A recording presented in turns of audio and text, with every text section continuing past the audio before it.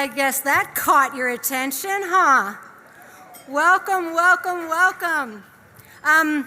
Those were great highlights. Those are the best sportswomen in Colorado, in action. And that, you guys, is just a tease of what's going to come tonight. So looking around as I walked up tonight, I kind of noticed that I might be a wee bit overdressed. But I think I know what happened. Most of you out there know the name Kim Mulkey.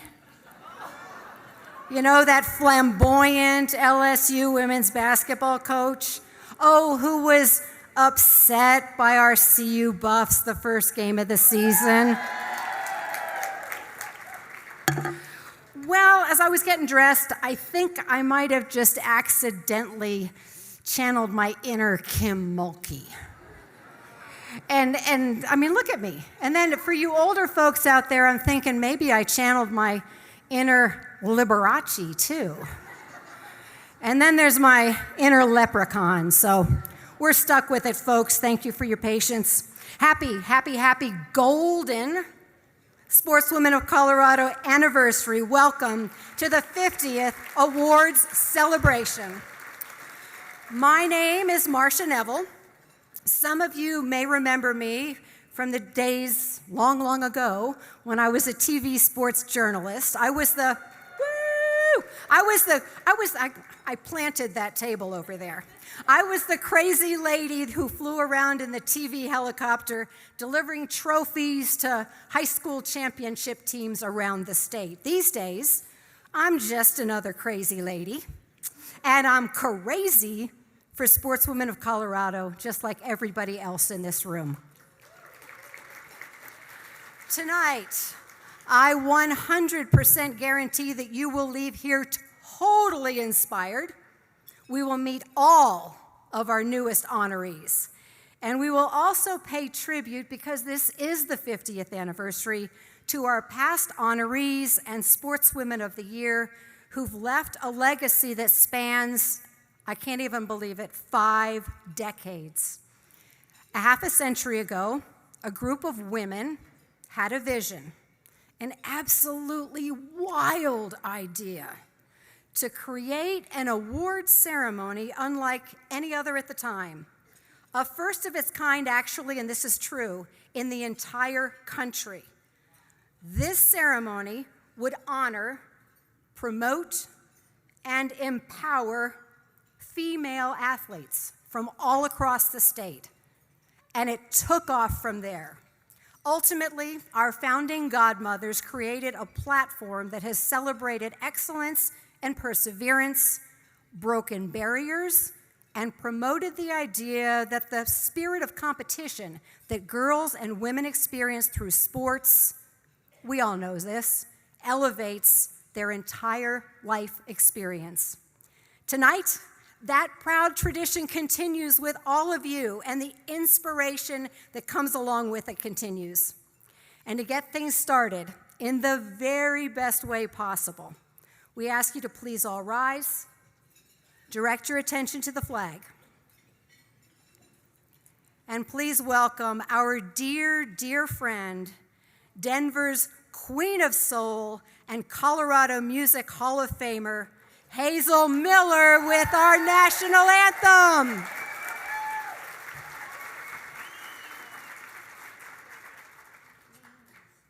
Can you see by the dawn's early light what so proudly we hailed at the twilight's last gleaming, whose broad stripes and bright stars through the perilous fight o'er the ramparts we watched were so gallantly streaming, and the rockets' red glare, the bombs bursting in air, gave proof through the night that our flag was still there.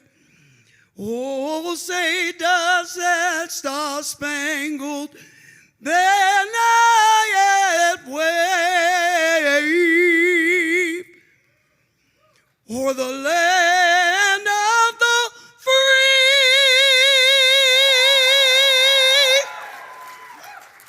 and the home of the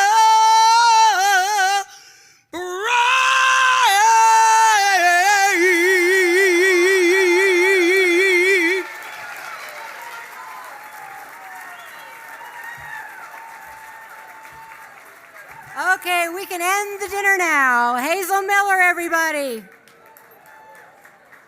That is how you tip off an inspirational evening. And if you're not feeling any of that inspiration yet, I promise you, just sit back and get ready to meet this evening's first honoree, if I can have your attention. Our first honoree and our first speaker.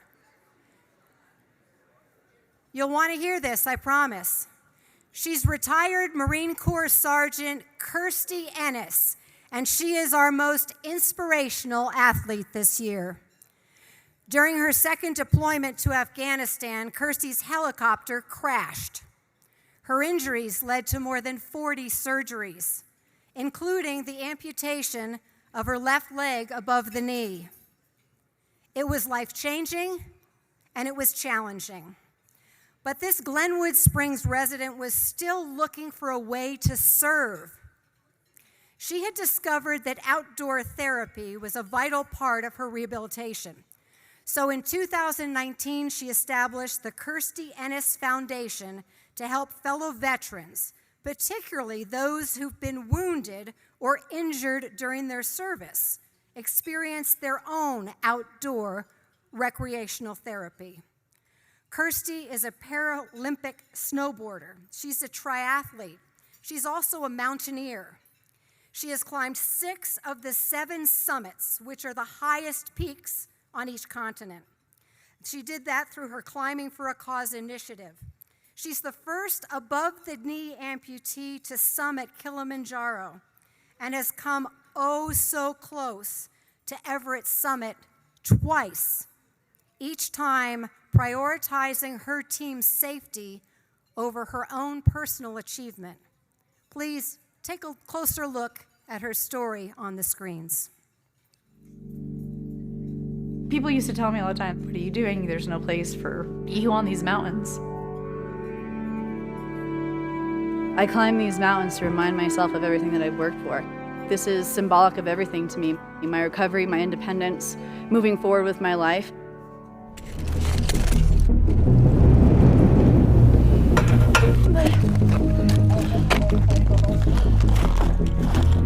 Oh my Lord. I guess mountaineering is just this emotional roller coaster of everything. You know, one minute you think it's all gonna work out smashingly well, and the next it's all kind of falling apart in front of you. And the whole leg used to come up. It's freezing. My prosthetic is everything. I have to make sure this thing is dialed. How old are you when? 21. Oh my God. She suffered multiple injuries, the most severe being her leg. She was extremely sick. They didn't know if she was going to make it. I hit a downward spiral. I wanted to give up. I really am inspired by Kirstie. She is climbing for other people as much as she is for herself. The 7 Summits to me is really just a means for me to pay it forward, to inspire the next generations that they can overcome whatever adversity that they may be facing. To dream and to fail and then to keep dreaming and come back after it.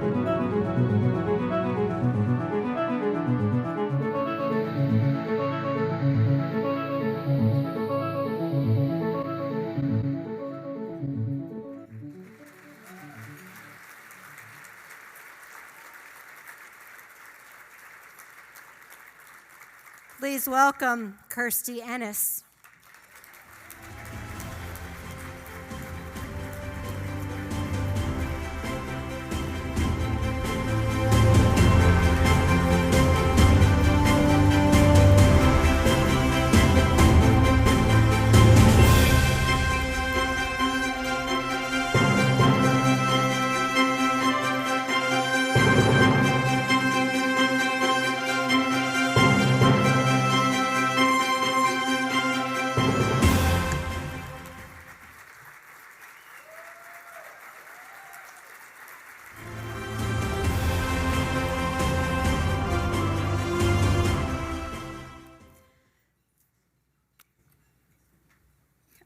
fine. Well, thank you for that amazing introduction.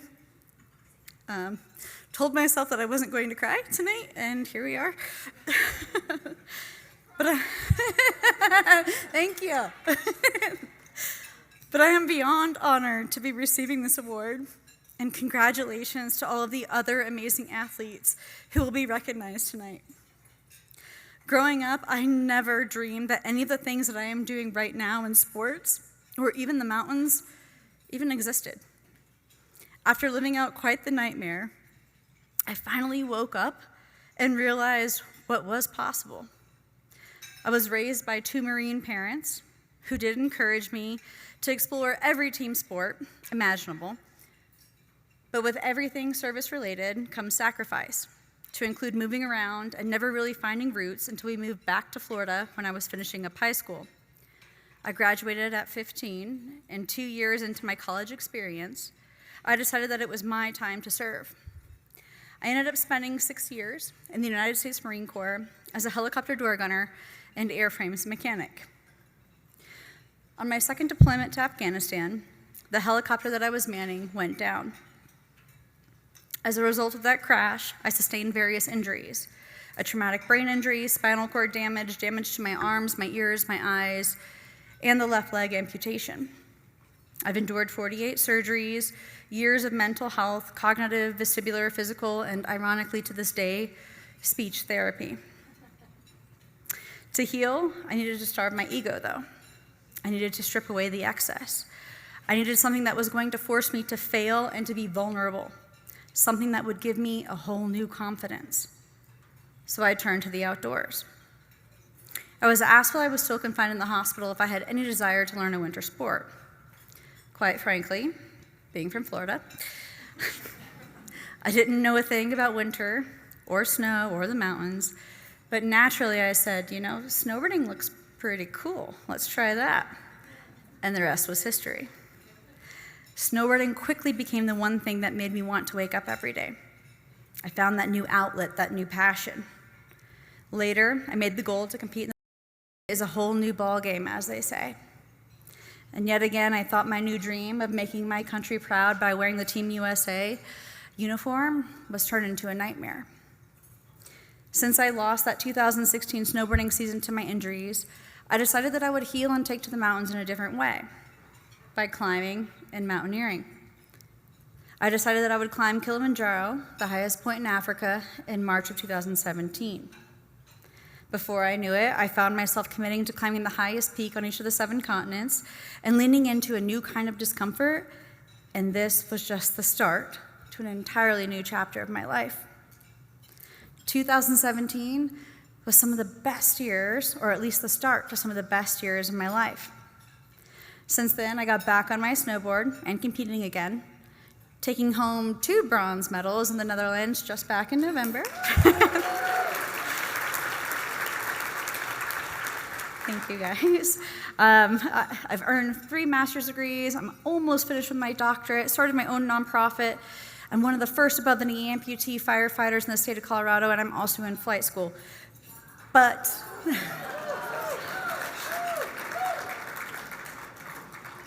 I only say that because sports did that for me. It gave me hope, and it gave me confidence. It empowered me to go further in my life, every aspect of my life. But I want to be clear that I did not do it alone. I might be strong physically, but mentally and emotionally, I pulled strength from the people believing in me. Thank you to the amazing people who wrapped their arms around me when I hurt the most, the family who never once gave up on me, some of them in the room tonight, my sister Halsey and my brother Brody,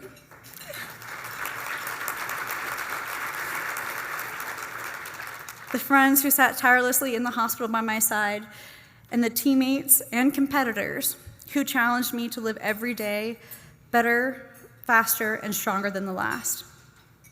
I wanted to see myself as more than disabled, or the underdog, the smallest, or just a girl. When I am in the mountains, when I am moving, when I am competing, even though I've suffered so much loss, I feel whole. I started this entire journey turned mission purely because I didn't have the role model that I needed or wanted when I was in the hospital. Now, when I don't have the fight within to continue putting one foot in front of the other, I remind myself of the people watching. I will continue every single day for those who can't anymore, or for those who need a reminder of what they're still capable of. To the athletes here tonight, please stay ruthless in your pursuits. If there's ever a moment of self-doubt, lean into those around you. It might surprise you that some of your biggest fans could be the ones right in front of you, or those cheering you on from afar. You are strong, and you are unstoppable. Remember, it's the 6 inches between your ears and what's behind your rib cage that dictate what you're truly capable of. I like that. To the coaches here tonight, I have the courage to stand tall amongst giants, quite literally and figuratively, because someone took a shot on me. Strangers believed in me when I didn't even believe in myself. What you do matters, so don't stop. To the family and the friends in the room tonight, please continue lifting our athletes up. You may never know how much your support and community actually means to them.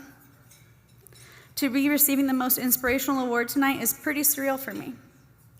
To know that I am inspiring girls, and women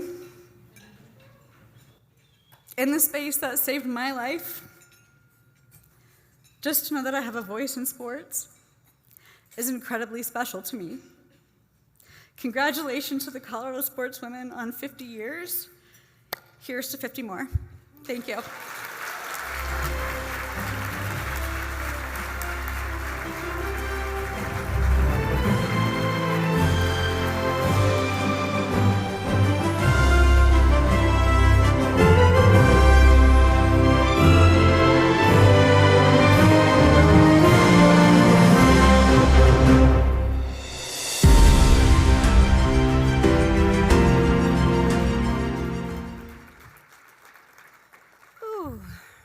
Sienna, we are so lucky and thankful to be able to add you to our Sportswomen of Colorado family. Thank you so much. Your dinners are probably coming out. Enjoy them as we continue here for just a little bit more. I'm going to get a little interactive here for a few minutes. Tonight, we've told you, we are celebrating the past, the present, and the future of Sportswomen of Colorado. And it turns out, as I look here, that this gathering is really the best way to illustrate all of that. It's kind of a timeline. So play along with me, okay?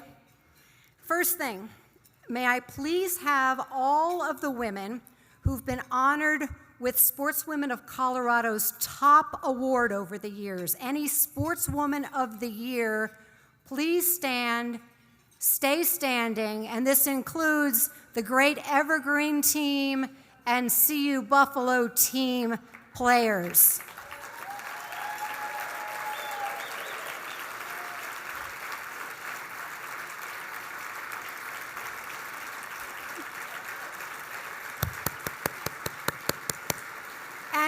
And stay standing. Stay standing, if you will.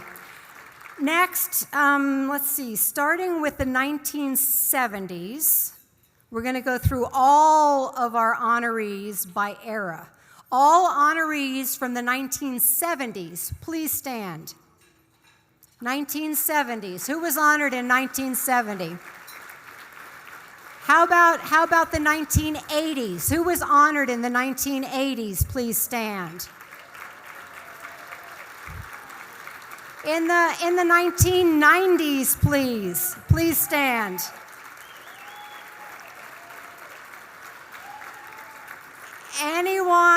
Anyone who was honored from the year 2000 to the year 2023. So all the honorees except this year.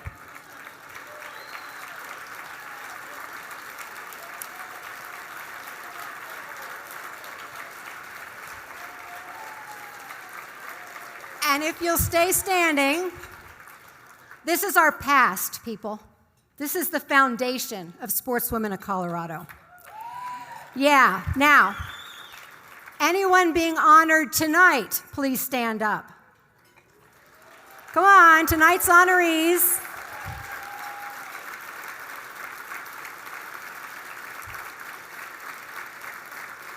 You are the present. Congratulations. We've got our past and our, stay standing. No. Our past and our present. Anyone in this room who is a fan, a supporter, a coach, anyone who supports women and girls in sports, stand on up. That should be everybody.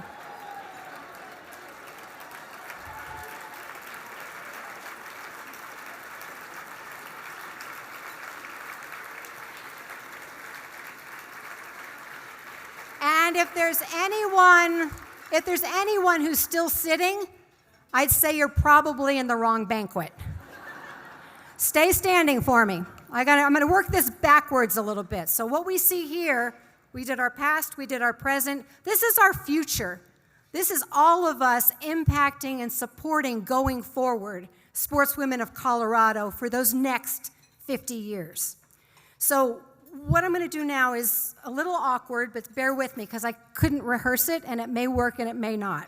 So we'll call it our fast, rapid rewind. I need anyone who attended or was honored at any banquet from 1975 to 1979 to stay standing, and everyone else can take a seat. So we're trying to fast rewind to our foundation. Anyone here who attended a banquet or was honored between 75 and 79? Let's see, who do we have out here? Do we have Lou Peel? Do this. Okay. So Lou Peel was a Sportswoman of the Year in 1979. Okay, is there anyone else still standing? An honoree or an attendee from 1975? Wendy, where are you? Wendy Koenig-Schuett was honored here in the very first year of Sportswomen of Colorado. And she is currently the mayor of Estes Park, her hometown. Ann Vento, where are you? Ann? No? All right, so that is our foundation. These are the folks who were honored and celebrated way, way back at the beginning. Thank you very much. Apparently my math did work somewhat, so there you go.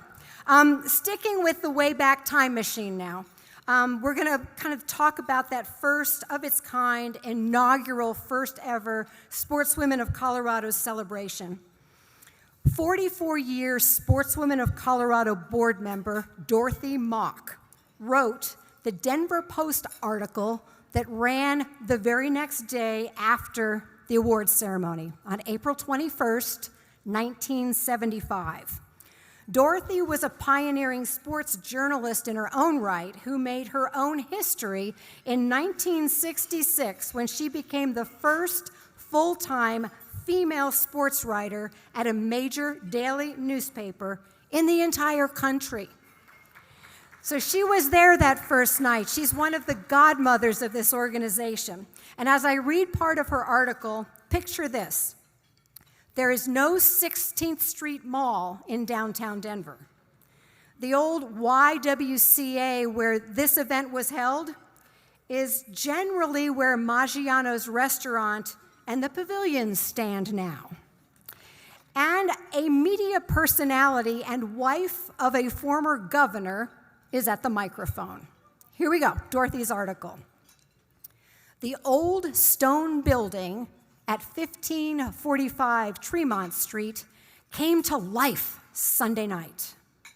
All right, it did, with one of the brightest galas on the athletic scene this year, or any other year, since the YWCA's 1893 beginning, for that matter. The milestone occasion was the inaugural Sportswomen of Colorado banquet and awards presentation. These girls, and I quote, are not here because of feminine tokenism, said the MC of the event, Mary Lynn Vanderhoof. She continued, they have justly won their recognition. Mary Lynn then noted, appropriately, that women are known for their ability to engage in several tasks simultaneously and carry on 3 conversations at once, unquote. Thank you to Dorothy for painting such a descriptive picture for us of that very first celebration. You have on your tables a couple of things I'd like to point out. Get my props. First off, our friend Doug Ottewell at Mile High Sports provided us with this article. Missy Franklin is one of our favorite former past Sportswomen of the Year, Olympian. And it's interesting in his article about Missy how she reflects back on the first time she was honored here as a middle schooler and most promising athlete, and mentions how that has influenced and inspired her throughout her career. So thank you to Doug for the Mile High Sports magazine. And then secondly, this is what's wrapped up on your, if you haven't seen it yet, I think most people in this room are familiar with the very talented cartoonist Drew Litton. This is his creative concept to help Sportswomen of Colorado celebrate 50 years.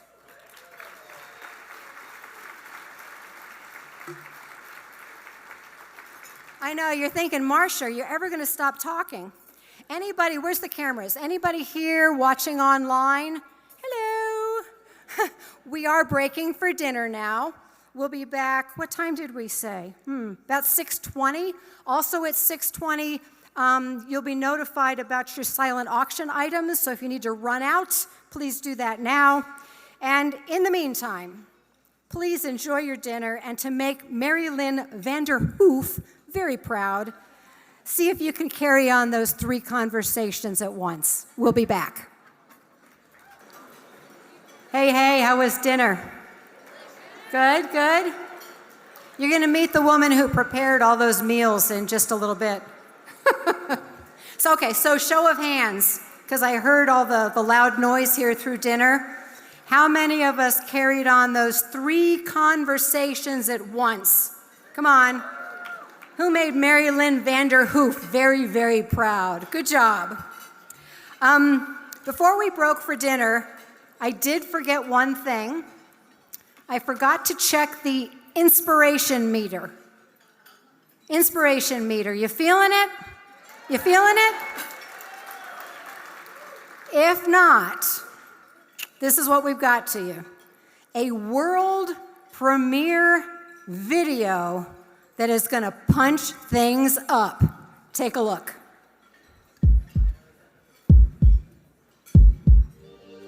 Sports build character. You learn how to be resilient. You learn how to communicate.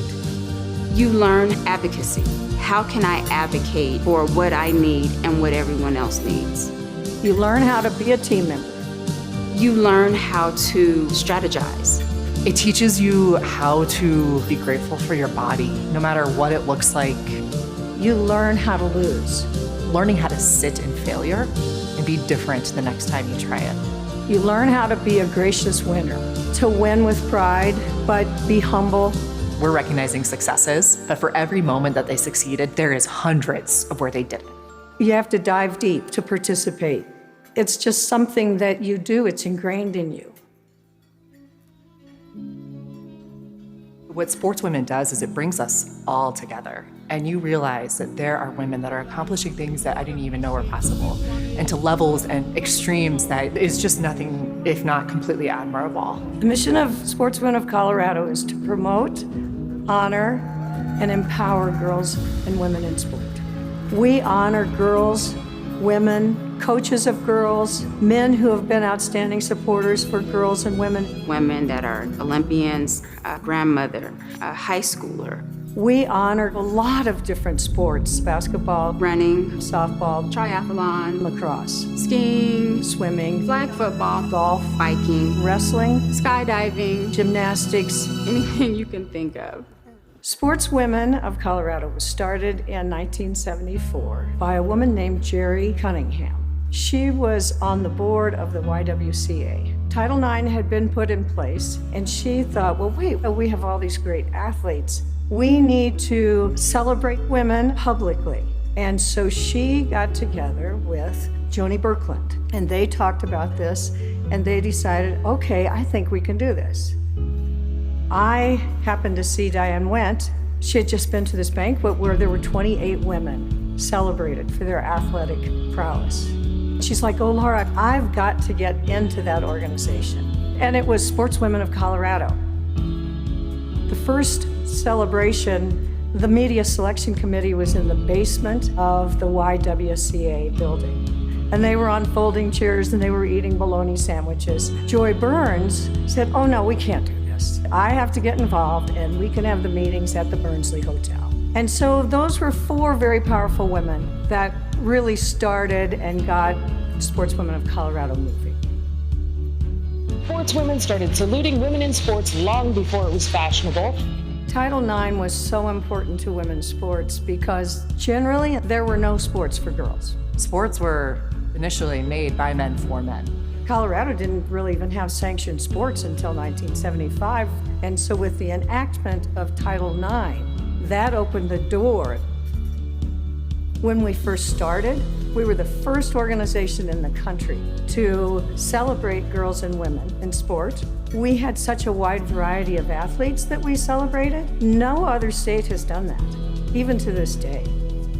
Giving honors and awards publicly to girls and women through Sportswomen of Colorado gives the athletes a sense of pride. It's bringing to light our gifts, our uniquenesses, and how we impact sports. Most athletes who make it to a certain level, they're not focused on the end result of awards or recognition or accolades. And I think what's really special about Sportswomen of Colorado is that it allows those athletes to pause and think about what it is that they accomplished and the younger girls that they inspired, and it creates a moment in time for us to soak it in. You know, when you see athletes out there and they're celebrated and they're placed in media, it shows that someone cares about young women and sports.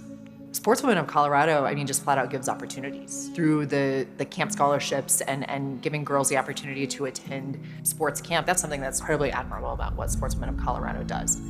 In 2001, Sportswomen of Colorado decided that we needed to branch out and not just do the banquet. The goal was to give students an opportunity to go to a college campus and participate in a sport camp. We thought, how are we going to make more of an impact? And our camp committee decided to try satellite clinics. And our goal there is to take a college team, match it with a high-impact elementary school, have the college athletes come into the schools, provide the clinic, then they have someone to look up to. When girls and boys are participating in a clinic with the young women who are providing skills clinics, the boys are paying attention, and the boys are not trying to outdo the girls. They're getting corrected as well in their skills, so it's a really good learning situation. One of the teachers at Northridge Elementary told me the behavior of the boys in the classrooms of the 4th graders and 5th graders became so much better. They were so much more respectful to the girls, to their teachers, and that has carried throughout the year. We've had over 1,200 girls participate in the camp and clinic program. Back in 1975, this organization had the visibility and the intent to create a safe space for female athletes to be recognized and supported. There needs to be acknowledgement of women in sports and their accomplishments. We also want to create a community where people can come together, celebrate one another, and grow. One of the most important things is that women support other women and girls support other girls. Instead of tearing each other down, we're lifting each other up. Our organization has survived on people willing to volunteer. They do it because they love it. So I think when you just look at the women that are behind the scenes, it's encouraging to know that it's in the right hands. Sportswomen of Colorado wants to stay on the same path that we're on now, but grow in ways of getting more sponsorships, finding ways where we can collaborate with other organizations, raising awareness in women's sports, and bringing more attention to the needs of women in sports. I think what's most important within the next 50 years is that we are still celebrating girls and women in sport.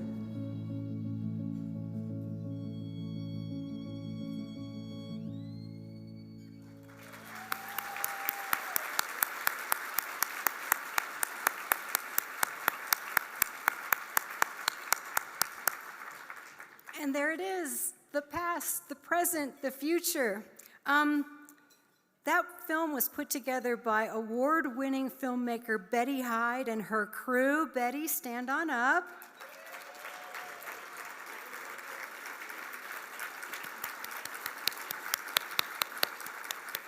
Betty, we're giving you an imaginary Oscar tonight. You and your crew get the Best Deadline Sprint to the Finish Line by a Documentary Crew. Thank you. And if we can get our 3 interviewees to stand up, please. We have Board Member Leslie Lewis, Board President Laura Fisher, and I don't think she's here, but the third voice there, the third face, was 2005 Sportswoman of the Year, Abby Bartolotta.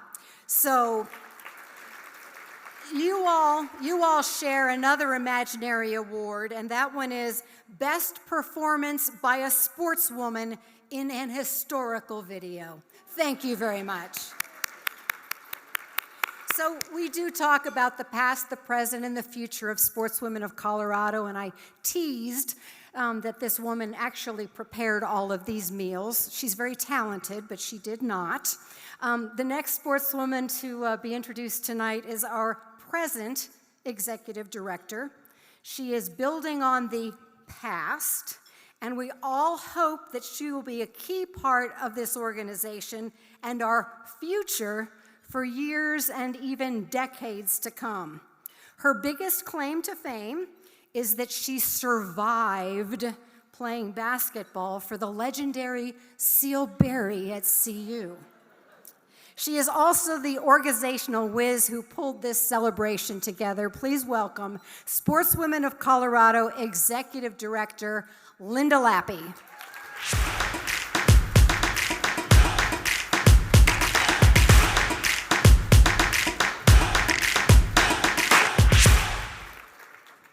All right, you're all fed, so that is good. I hope everything has gone smooth so far. We are so glad you're here. In 1858, the first woman summited Pikes Peak. It took her 4 days. She did so wearing moccasins, bloomers, and a short skirt. Her name was Julia Archibald Holmes, and she said about the feat, "I have accomplished the task which I marked out for myself. Nearly everyone tried to discourage me from attempting it, but I believed that I should succeed." Kirsty, can you imagine summiting any mountain in a short skirt and moccasins? Pretty amazing. Now people summit Pikes Peak in a little over 2 hours. I'd like to thank you for being here today. I'd like to thank my parents for coming from Iowa. If you were at last year's banquet, you know that they ditched us for a Reba McEntire concert. So now they're here, and I pay tribute to them because they really fostered my love of sports growing up. I'd also like to say a little piece about a good childhood friend of mine who is here with her 11-year-old daughter, Simone. This is her second year attending the banquet. They had to come back after last year. And Jenny Anderson and I, and she says nobody calls her Jenny anymore, but who knew, right? I still call her Jenny, right? So we played 4 sports from the time we were in 4th grade all the way through high school together on the same team. We were from a really small school. She was the pitcher, I was the shortstop. And yes, I may have gotten caught a little too far off first base, and had to dive back to not get tagged out at one point and ended up like that. She was an outside hitter. I was the middle blocker. She was a hurdler. I was not a hurdler. And she was the wing running the lane, and I was the point guard hitting her up the floor for a layup. And I still remember the joy Jenny had in 4th grade. You probably all know a kid like this. It could have been you. It could have been your kid. It could have been a grandkid. But I still remember the joy when she made her very first basket. You guys, Jenny was this kid where she was so surprised. She jumped up and down for probably the next 6 minutes, right? So I bring that up because that is why we all love sports, right? They create amazing memories and friendships, and I know you're all thinking back to a favorite childhood memory that you have, and for most all of us, it involves something to do with sports. One of the best aspects about my role at Sportswomen of Colorado is I get to read all of the stories of the 2023 award winners. And I get to read them through the nomination process, and then I also get to read about them once they become winners. And what an amazing group of honorees we have tonight.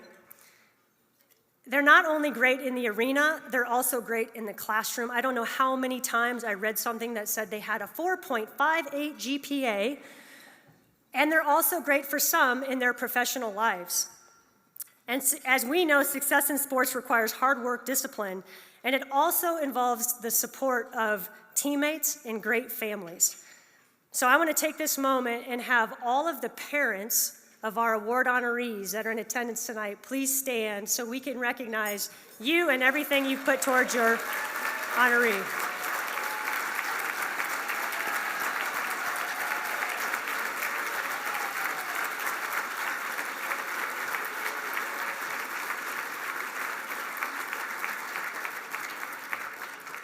I also want to highlight the role coaches play. We heard Kirsty talk about that a little bit and how coaches are so important to an athlete's journey. Not only are they always important, but as I was reading those stories about these honorees, I think more so this year than even last year when I did this, almost every single honoree had a coach that really helped them along the way, both in helping them become the athlete that they are and also in developing their love for the sport, which we know is very key to becoming the best. So I'm gonna not just have the coaches of the award winners in attendance, because all coaches are very, very important in everything that we do in fostering that love for sport. If you coach anything, so if you coach a 3rd grade basketball team, if you coach a professional team, if you coach somebody in a master's program, please stand so we can recognize all coaches.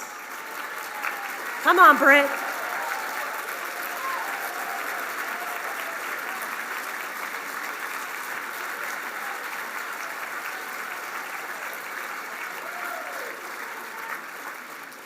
Wow, that's awesome.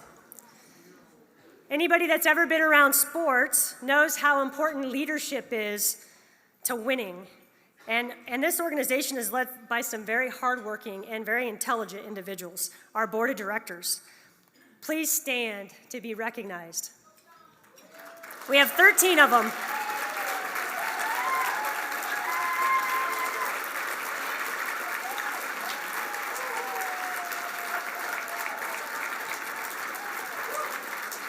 And I want to say a special thanks to Laura Fisher, who served as our board president. Laura is one of those individuals that when you call her up and you say, hey, Laura, I need this, can you proofread this?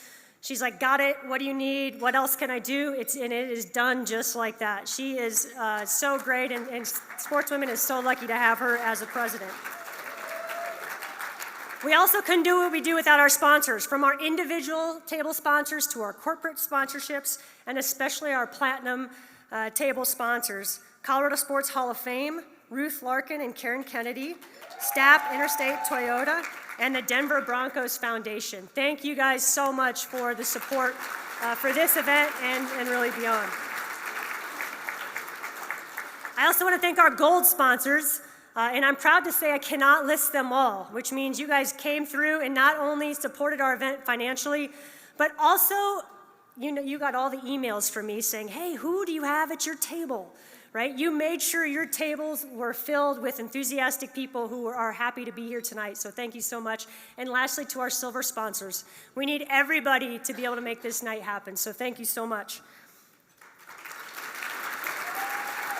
I'd also like to say a special thanks to the Hyatt and John Hogan, who's our main contact, and you see them running around. They've been awesome. They really do an amazing job. And for a small nonprofit like us, what they do for us is unbelievable. We couldn't have this if they didn't help us out a little bit. So we appreciate everything the Hyatt does for us to make this event possible.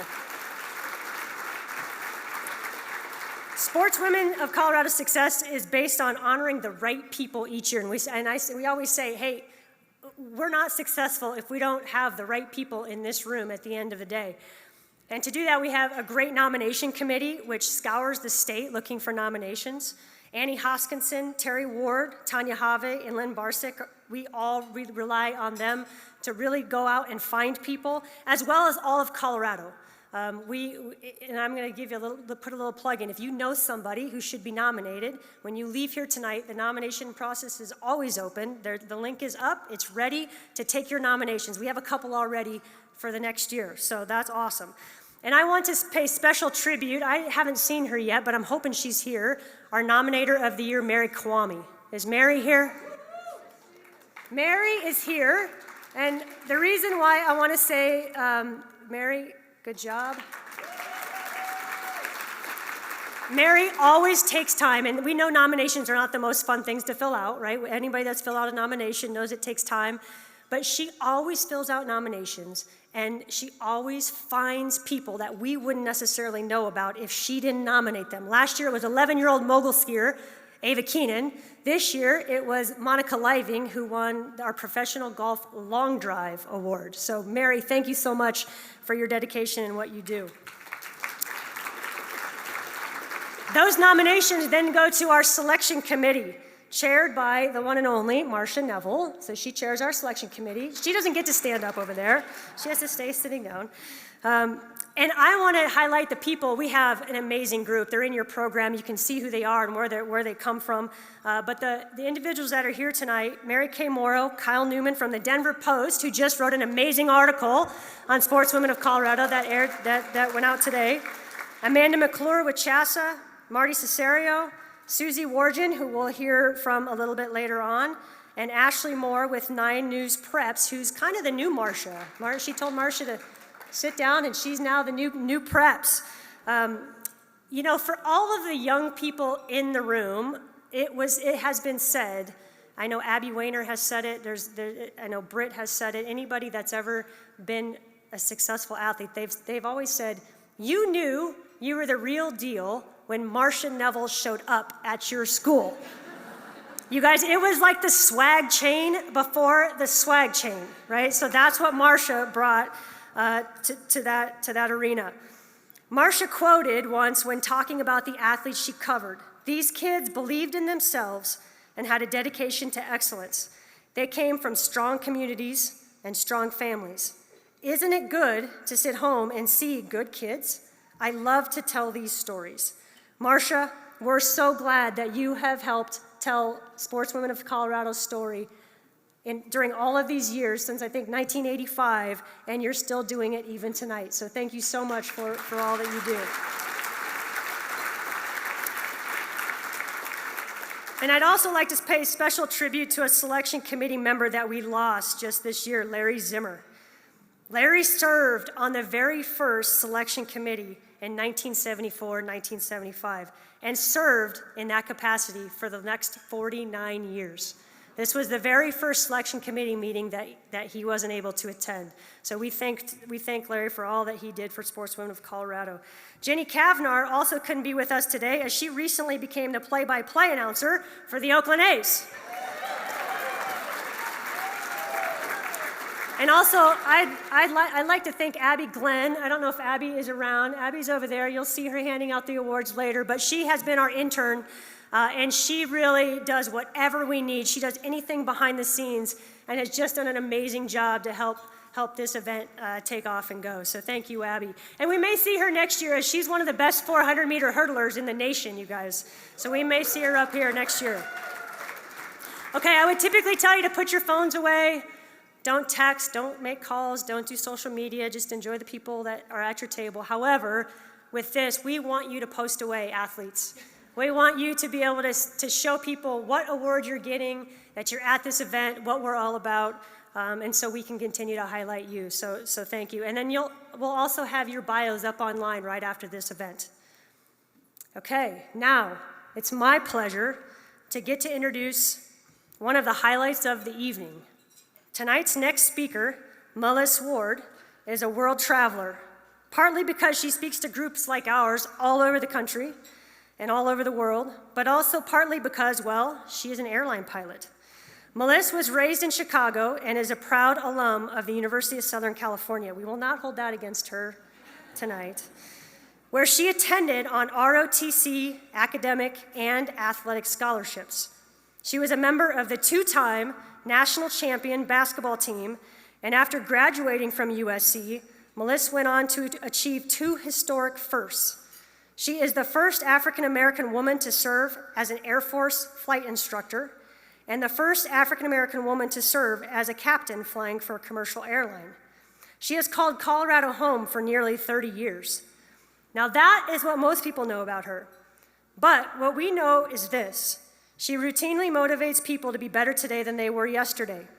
She isn't afraid to challenge others and isn't afraid to be challenged, even if it means tearing up a knee and a shoulder, playing in a co-ed basketball league.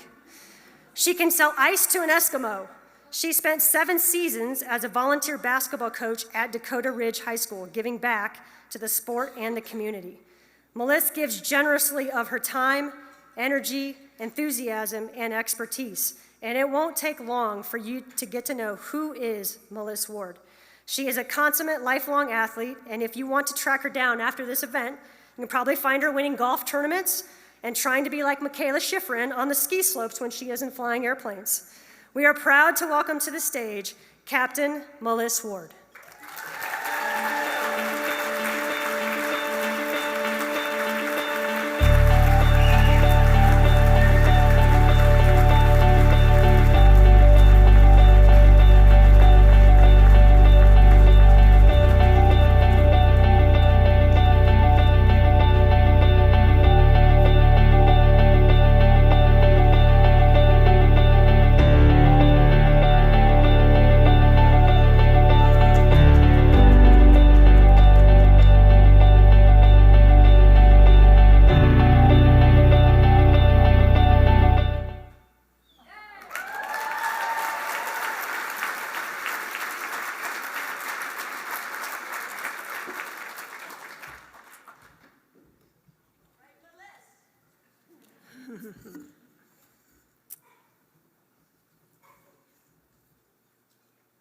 Well, happy birthday to the happy 50th birthday to the Sportswomen of Colorado. There's some of us in this room that actually can remember 50 years ago. And I thought, just to get kind of started, we'd do a little trip down memory lane. Now, for those of you who don't remember 50 years ago, because you were not born, please think of this as an appreciation of your parents and all of us that we had to suffer through this. So the first thing, I remember when televisions came in consoles that were 100 pounds heavy. They were usually black and white, and the remote controllers were the children in the house who had to get up and turn the dial.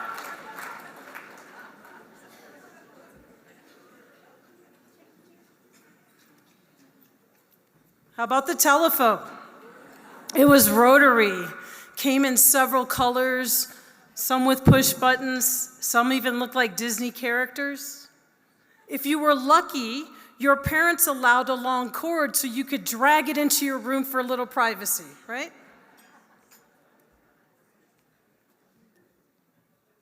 And how about the internet? Okay, that word didn't exist 50 years ago. This was our internet, the encyclopedia. This is how we did our research. Do you remember the salesman that came to your house every year to sell you the new set? And how about those uniforms? Woo, weren't they nice? Okay, if you got an award tonight, raise your hand if you want to wear one of these. I didn't think so. And who didn't want to wear a feathered Farrah Fawcett hairstyle? Everyone did, including me. But for the most part, we have to thank the women who started this foundation. Some of them, Joan Birkland, Rhonda Blanford Green, Joy Burns, Cookie Barron, and Diane Went, to name just a few.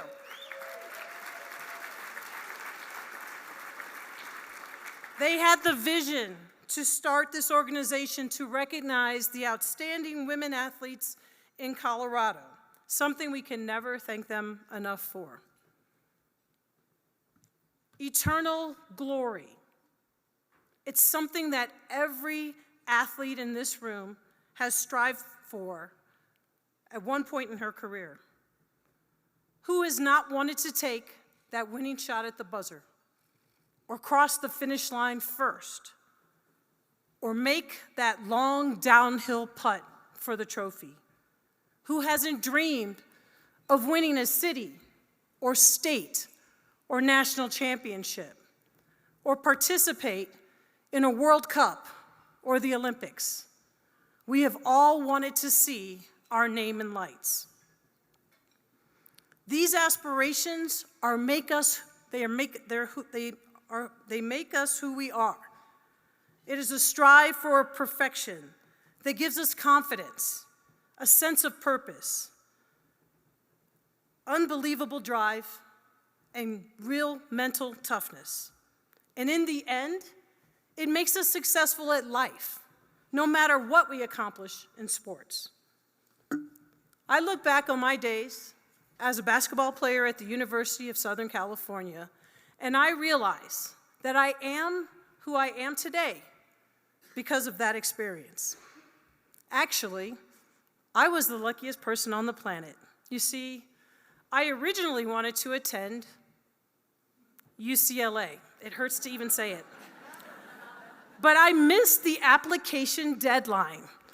And that's how I ended up cross town at USC. But not only that, my high school teammate was on the basketball team at USC, and she encouraged me just to try out. So I ended up walking on to the team that would be the first team in history to win back-to-back national championships in NCAA history.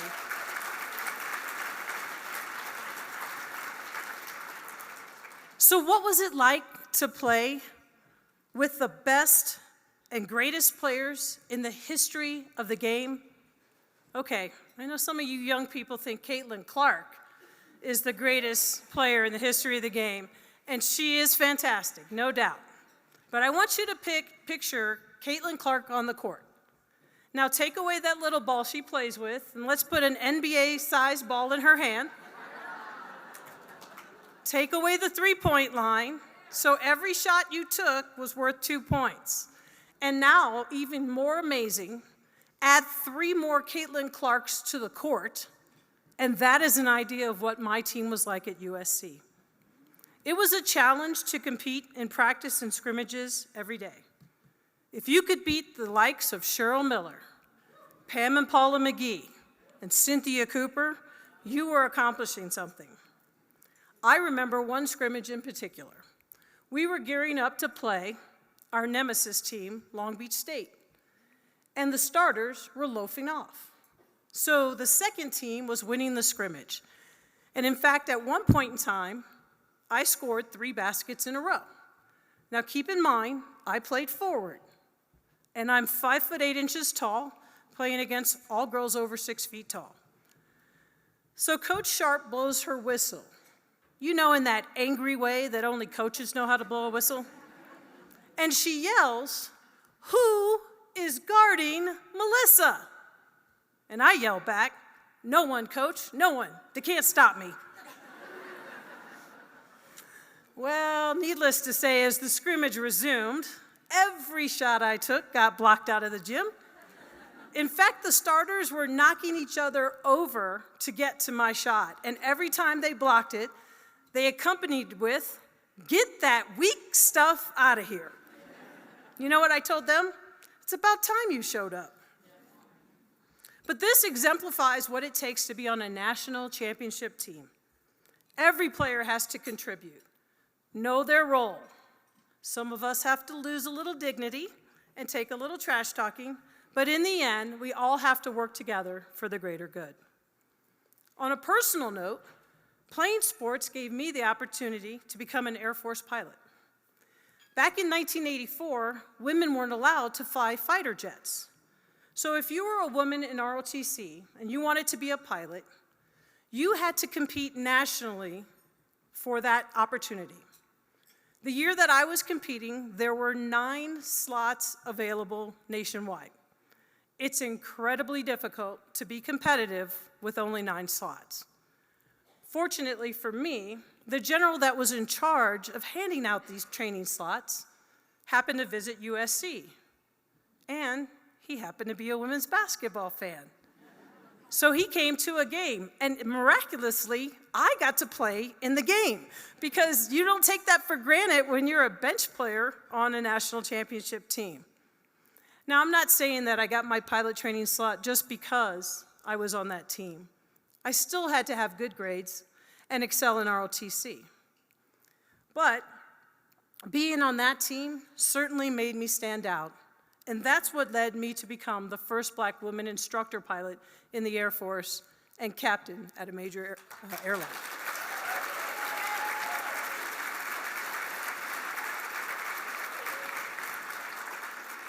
It certainly wasn't easy learning how to fly, although my coordination skills from sports did help. Have you ever heard that expression, trying to walk and chew gum at the same time? Well, learning how to fly is like trying to walk, chew gum, and text at the same time. It was so unnatural, and I really struggled at first. In fact, the lowest point in my life during pilot training was one day I was flying solo, and on landing, I steered my airplane right off the side of the runway.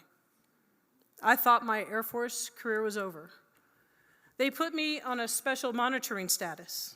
That's basically like probation, and it's about half a step away from being kicked out of the program. I was so down on myself. I thought I would quit. I thought, this is too hard for me. I thought, I don't know if I have what it takes to be an Air Force pilot. And you know what picked me up? I compared learning how to fly to defending Cheryl Miller on a basketball court. And I said, you know, if you could take being physically beaten up every day for 4 years, you can learn how to fly an airplane. In fact, you can do anything. And so I picked myself up, I wiped away those tears of frustration, and I went back and worked hard and earned my wings. Playing sports has taken me to the pinnacle of my career. It has taught me to work hard, play nicely with others, win, and try to lose graciously, and never, ever give up. And now as I approach the end of my career, I realize it's time to give back. We all need to be role models, mentors, coaches, not just to women in sports, but to all women in our communities, to give them the opportunities that we had. We need to volunteer our time and donate to those organizations that helped us get where we are today. As my buddy Diane Thompson always says, be a part of something that's bigger than yourself. Leave a legacy. Because in the end, it's not your name or your accomplishments that live on. It is the support that you give to others and the lives that you touch. To influence and inspire others around you to be great, that's eternal glory. Thank you.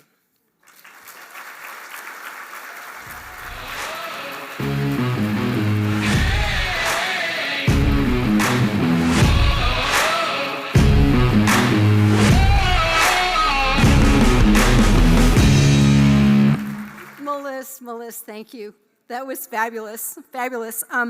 We appreciate your remarks, your leadership, And of course, your inspiration, it just keeps coming. Time now for even more inspiration.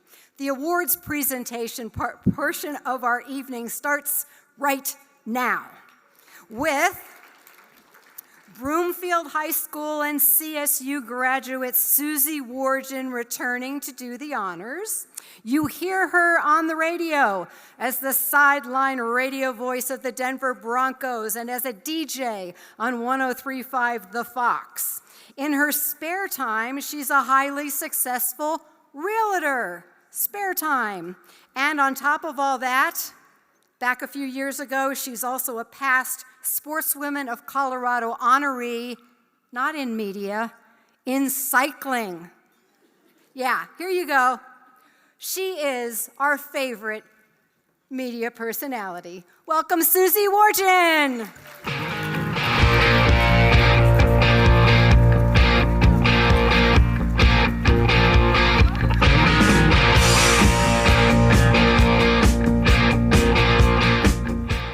Wow, I even get AC/DC music to come up to. That's impressive.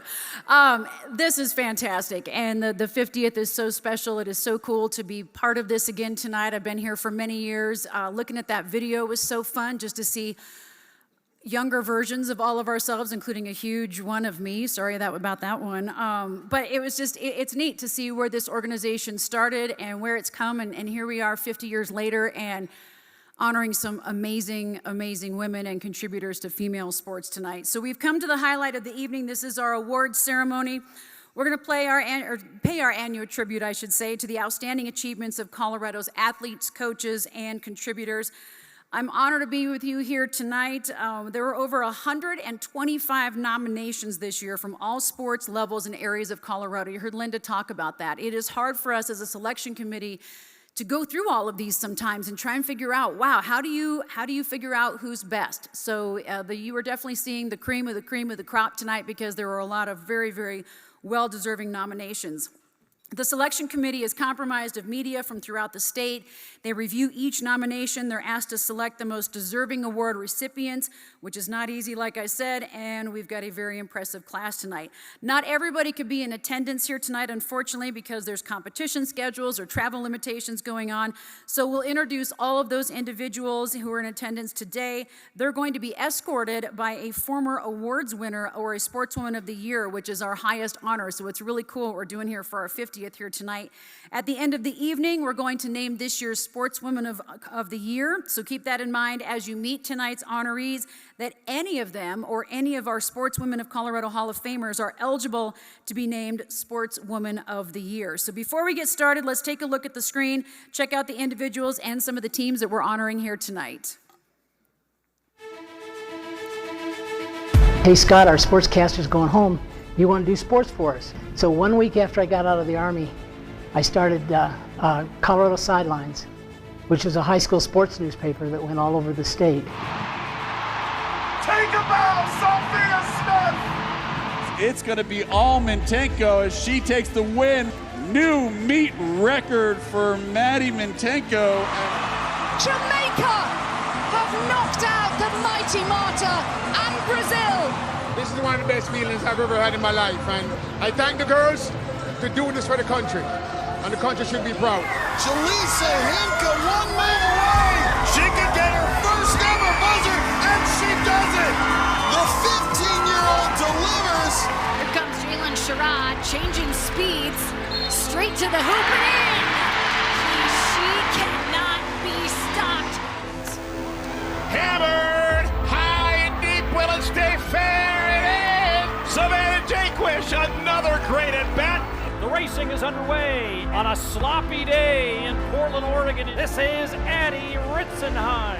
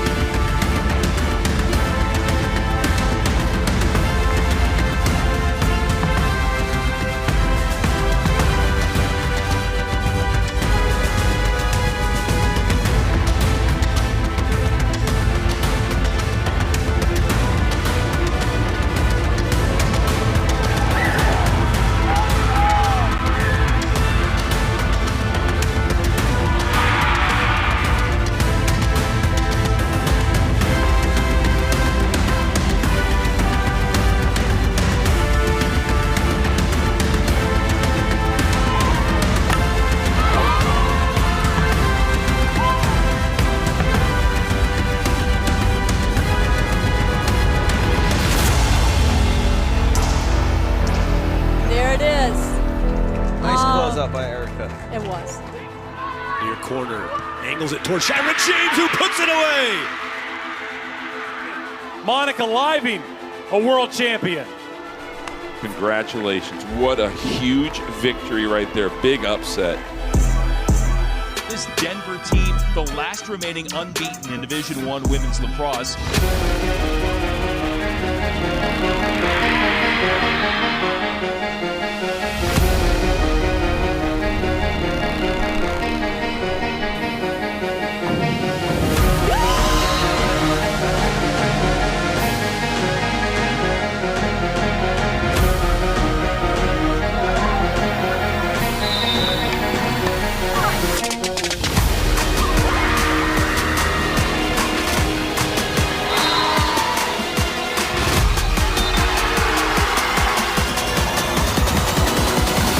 Go in.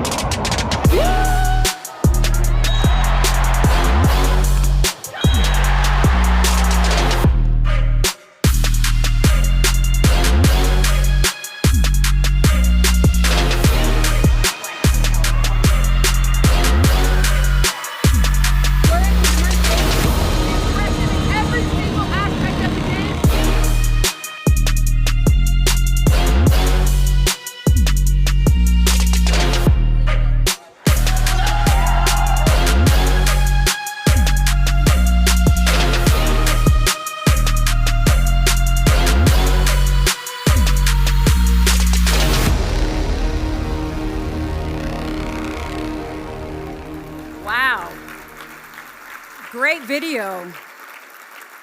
Just once, I would love to tee off and just turn around and know that I hit the green or something instead of turning around because I shanked it. That was pretty impressive. That was cool.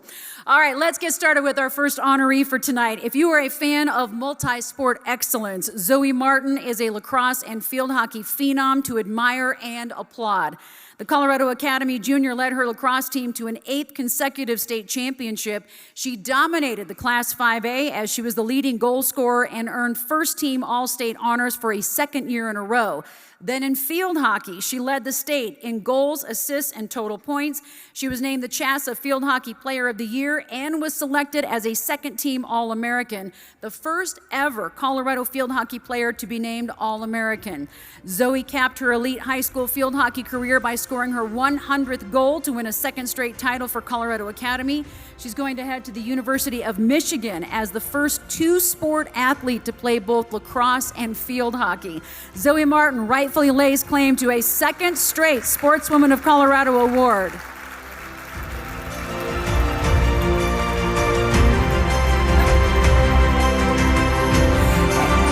Hey Zoe, you went way too fast here. Come here just a second. So we got to show how this is going to go tonight, because I'm supposed to say that escorting Zoe tonight is our 1980 Sportswoman of the Year and Hall of Fame inductee Tanya Javi, one of the best players in the history of Colorado basketball and volleyball, two sports. Tanya went on to play for the legendary coach Pat Summitt at the University of Tennessee, where she led the Lady Vols to 3 NCAA Final Fours and 2 championships. She's currently the head coach at MSU Denver. So Tanya and Zoe.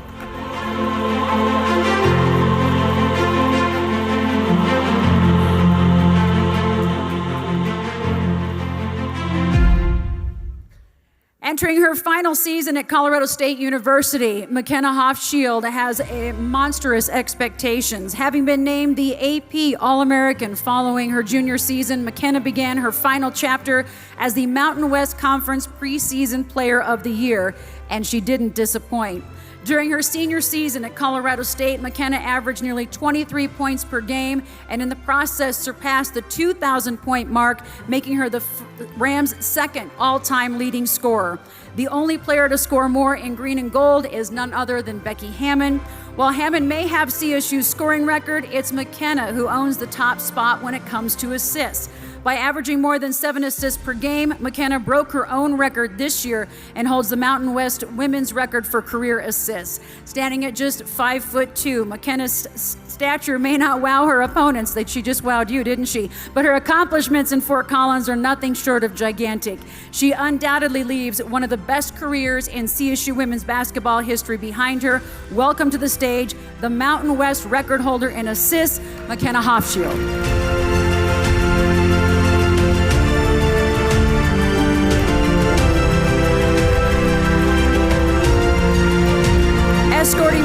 is another CSU standout. In 1997 Sportswoman of the Year, Libby Hickman, known as the Colorado Comet.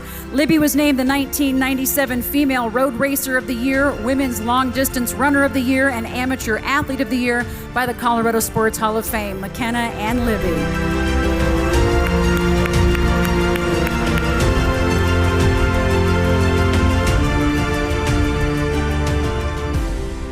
I wore my green for St. Patrick's Day and my CSU roots, so yeah. All right, next up, Lorne Donaldson has been a centerpiece for soccer in the soccer world for decades. From being a Hall of Famer at Metro State College to playing for the Jamaican men's national team to coaching the Colorado Foxes in the APSL and also assisting the Colorado Rapids. Lorne has made significant contributions everywhere he's been. During his tenure with Real Colorado, he produced some of the top names in today's game, including Sophia Smith and Mallory Swanson, formerly Mallory Pugh.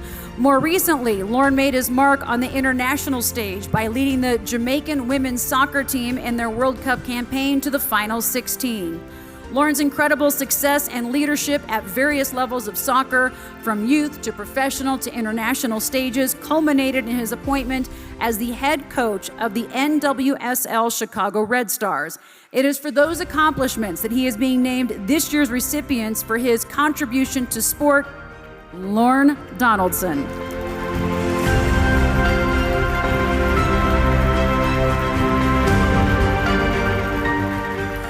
Escorting Lorne is retired NWSL professional and 2008 all-around honoree Amy Shield, formerly Amy Barzik. The CU grad is only one of 4 buffs in program history to appear in every game during her 4-year career and was the 14th overall pick in the 2013 NWSL draft. Amy and Lorne.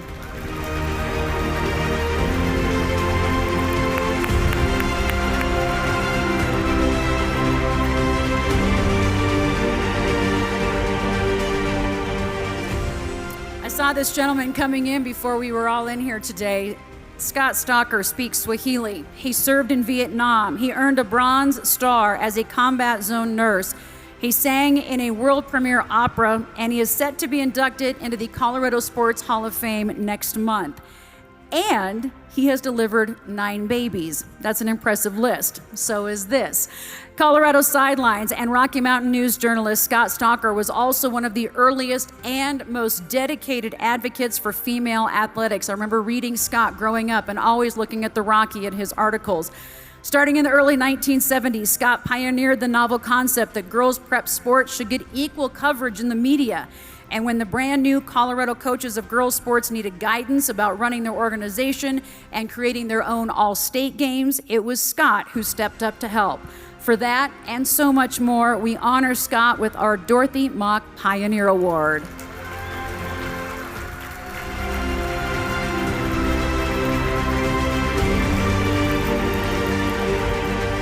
Dorothy Mauk, by the way, was a pioneering sports journalist and one of the founders of Sportswomen of Colorado. You heard about her earlier tonight. She became a household name among readers of Denver Post sports pages long before women were allowed in men's locker rooms. The Dorothy Mauk Pioneer Award is given in her honor each year to recognize significant contributions and a pioneering spirit. She would be thrilled to know that her good friend Scott Stalker is being recognized tonight. Joining Scott on stage, another media pioneer that we've already heard from tonight as well, Marcia Neville. Marcia is an Emmy Award-winning TV sports broadcaster. She spent 28 years reporting on Colorado's high school sports. She flew to my school in a helicopter, which was super cool, and was honored by the Sportswomen of Colorado in 1984 for her work in covering female sports in our state. Marcia and Scott, double pioneers.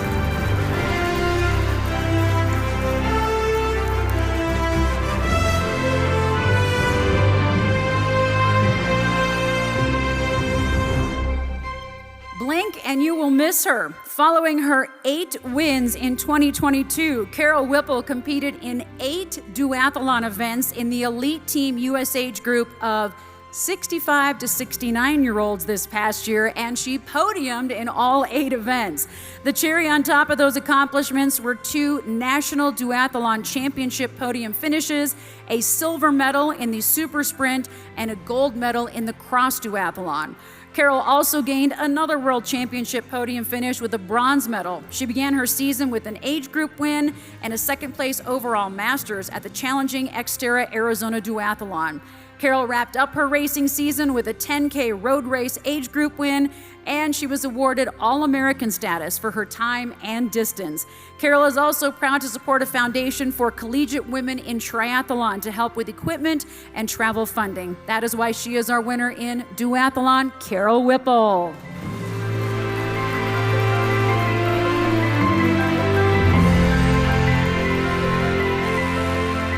Carol does not look like she belongs in the 65 to 69 age group at all, does she? Escorting Carol is our esteemed 1998 Hall of Famer, Diane Wendt. In 1974, Diane was named the first director of women's athletics at the University of Denver, and she served on the Sportswomen of Colorado board for 38 years. Carol and Diane.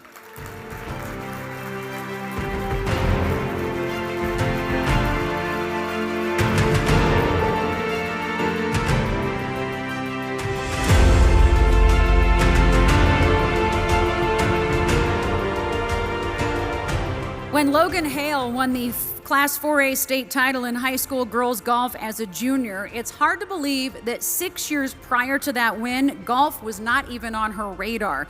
She was a competitive skier who also participated in track, soccer, and lacrosse in Vail.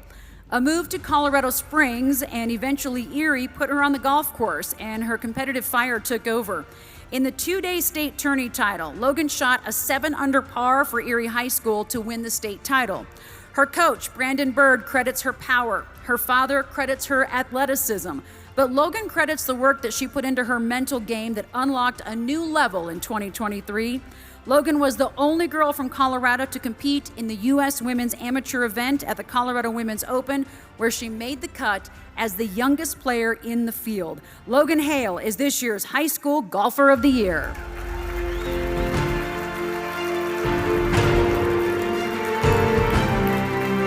Escorting Logan tonight is Greeley native, UNC graduate, and 1979 Sportswoman of the Year, Lou Peel. Lou is one of the state's truly legendary multi-sport athletes and pioneers.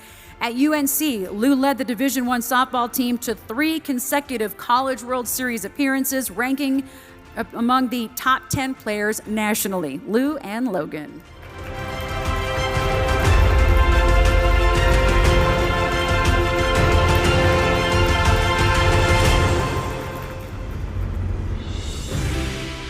Why is University of Colorado golfer Morgan Miller our College Golfer of the Year? Well, first off, the record-breaking buff sophomore was the Colorado Golf Association's Women's Player of the Year. Morgan broke school records with a 70.4 stroke average in the fall, ranking 2nd nationally, and in the process shattered CU's single-season record with 7 rounds, all in the 60s, while finishing in the top 3 in 5 different tournaments in the fall. She started 2023 by winning the prestigious Jones-Doherty Women's Amateur in Florida, and then played in the elite U.S. Women's Amateur and advanced to match play. Morgan calls it her most memorable performance of the year. She finished 3rd in the CGA Women's Stroke Play Tournament, and on top of it all, CU sophomore Morgan Miller finished the year ranked 98th in the World Amateur Golf Ranking. Please congratulate Morgan Miller, our honoree in college golf.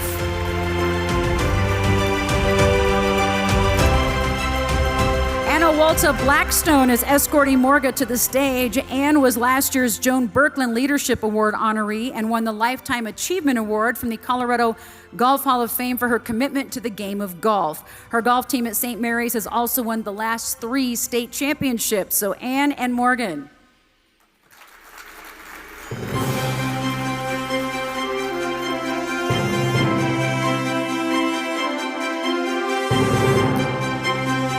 We're going to take a moment now to honor some of the athletes that could not make it here tonight. Hold your applause until the end. Grandview Wolves star Sienna Belt quickly dominated the Colorado Preps hoop scene. As the number 3 player in the country in her class, she led the Wolves to back-to-back state titles, winning the 6A state title and the state championship MVP after a 22-point and 20-rebound performance. She is our high school basketball player of the year. Our college basketball award winner is Jaylyn Sherrod, who led the CU women's basketball team to the Sweet 16 for the first time in 20 seasons and was named to the All Pac-12 and All Defensive teams.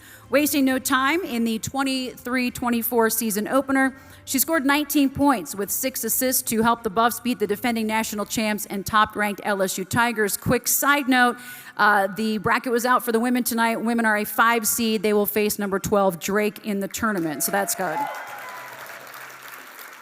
Continuing on, for those who can't be here tonight, running royalty pulses through the veins of Boulder County, and a new queen was crowned in 2023 as Addison Ritzenhein was named to the Gatorade National Girls Cross Country Player of the Year for her National Cross Country Championship.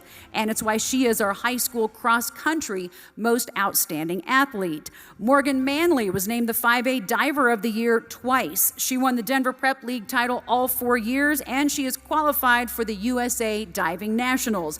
13 times she's qualified for that. In fact, she's our Diver of the Year, and her parents, Trisha and Chris, are here tonight, so we appreciate her parents being here tonight with us. In flag football, Saylor Swanson accounted for 5 touchdowns, including a 30-yard bomb, and was awarded the Broncos Gold Belt Award winner, which is also known as Player of the Year. Saylor lit up the stat sheet and dazzled the untrained eye to what soon could be a sanctioned sport here in Colorado. Congratulations to Saylor. And as a rookie in the golf long drive, Monica Lieving ascended to the #1 ranking at one point and then capped her breakout campaign by winning the World Long Drive Championship in October.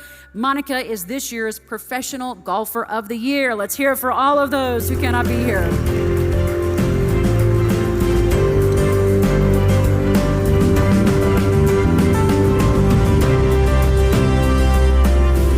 All right, let's continue now with those who are in attendance here tonight. Heading into this year's Colorado High School Gymnastics State Championships, all eyes were on Lauren Burt, the reigning Class 5A Gymnast of the Year. By the time she was called to the podium to accept her second straight all-around title, she was audibly jingling with 4 medals hanging from around her neck. Not only did she win gold on bars and silver on vault, she put an exclamation point on her high school career by nailing the first ever perfect 10 on the floor routine at the state championship, which was her final event. Once again named the 5A Gymnast of the Year, Lauren accumulated 6 individual state titles throughout her career and was twice named the Jeffco MVP. She also qualified for the 2023 National Championships, where she placed 36th in the all-around at the Women's Development Program Level 10 Nationals. It is for these achievements on the national scene and in our state that Lauren Burt is our High School Gymnastics Award winner. Escorting Lauren tonight is 1985 Gymnastics Coach of the Year and Chassa Hall of Famer Linda Witt. Linda led Greeley's University High School girls gymnastics team to 10 state titles and 5 runner-up finishes. Thank you, Linda. Congratulations, Lauren.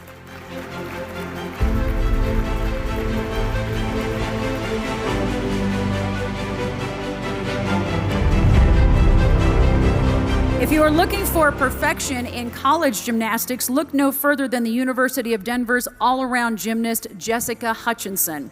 In 2023, the DU junior scored 2 perfect 10s, 1 on the beam and 1 extra special one on the floor. Her floor routine, this is really cool. It was an homage to her mom's 1992 Olympic routine using pieces of her iconic choreography.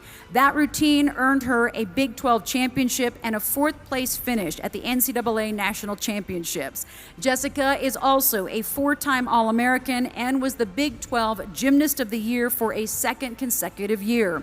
When she isn't leading the Pios in the all-around on the mats, she is thriving in the classroom as a 3-time Scholastic All-American and an academic All-Big 12 selection. That's why Jessica Hutchinson is our College Gymnast of the Year.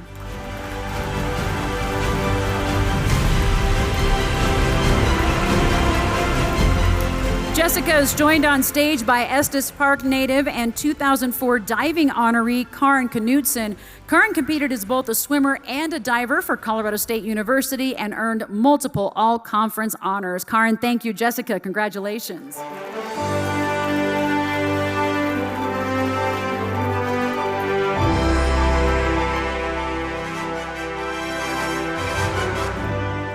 Among all of the national recognition a college lacrosse athlete can earn, Sam Thacker repeated in 2023. Those honors included unanimous selection as the Big East Defensive Player of the Year, First Team All-American, and finalist for the Tarawatan Award, which is lacrosse's most prestigious individual award. Sam earned each of these honors for a second consecutive season.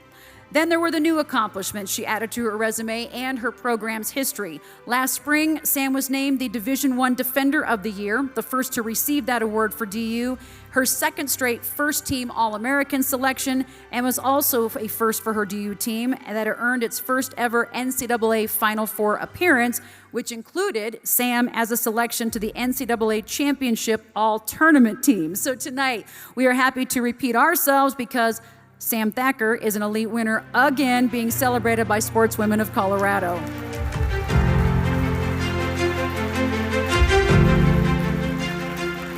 Sam is escorted by our 2008 Sportswoman of the Year, Erin Popovich. As a swimmer, Erin is a 19-time Paralympic medalist, earning 14 gold and 5 silver medals over 3 Paralympic Games. The CSU grad, I'm feeling a trend here, set 20 new swimming records at the 2008 Summer Paralympic Games in Beijing. So Erin, thank you. Sam, congratulations.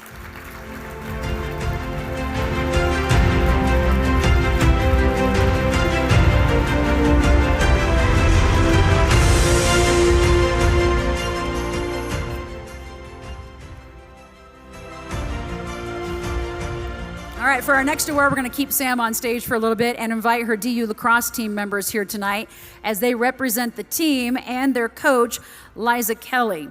Coach Kelly and the DU Pioneers, the lacrosse team, had some fun in 2023 as they made history, which I just mentioned, going to the NCAA Final Four for the first time, and Coach Kelly picking up her 300th win as a head coach. She was also named the West Midwest Region Coach of the Year for a second straight season. The Pioneers finished the regular season with an undefeated 17-0 record, earned 3 wins over top 5 teams, and they finished 22-1.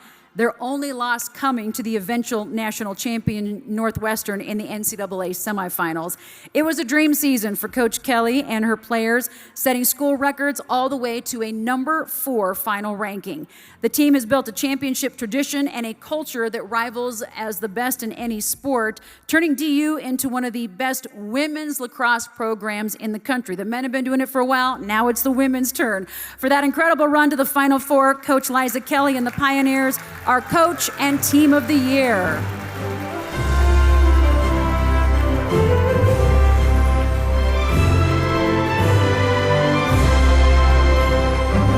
I should also mention, you guys played today, right? You guys won 10-6 today? Okay, yeah, and they played today and came here tonight. Look at how great they look.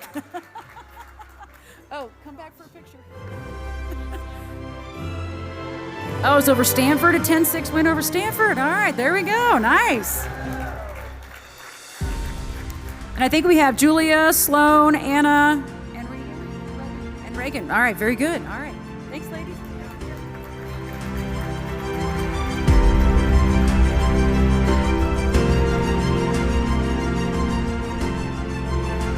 If you have not heard of our high school hoops phenom, Brianna Crittenden, by now, well, you should listen up because she is about as dominant as they get. Bree is the fastest player in the state, male or female, to reach 1,000 career points and did it by the end of her freshman year. She'd break the all-time... Oh, I should say, no, she didn't do it by the end of her freshman year. By the end of her freshman year, she'd break the all-time record for most points in a season scored by a freshman. Bree also broke the top 10 all-time list in field goal percentage, field goals made, all-time points made, and all-time points in a season. She averages over 30 points a game. The Riverdale Ridge Star also has over 30 college offers, no surprise, and is one of the top recruits in the nation. Named the 4A Player of the Year, Bree is truly a generational talent who can play and defend any position on the court. We are witnessing greatness right before our eyes, which is why Sportswomen of Colorado is proud to honor Brianna as our most promising athlete.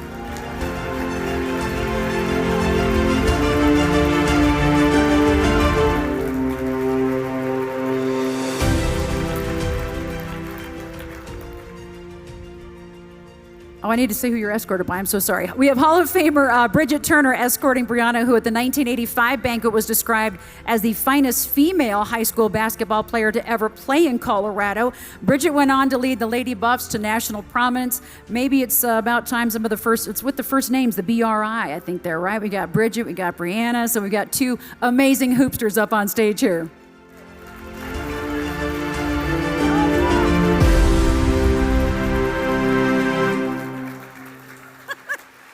Sorry, Mom, forgot about you. I didn't forget about you, but no, I was the BRI thing. All right.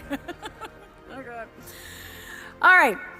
Next, no doubt you've heard of the TV show American Ninja Warrior. You saw a little highlight in there. You've probably watched it at some point. It's okay if you say that you did because it's fascinating.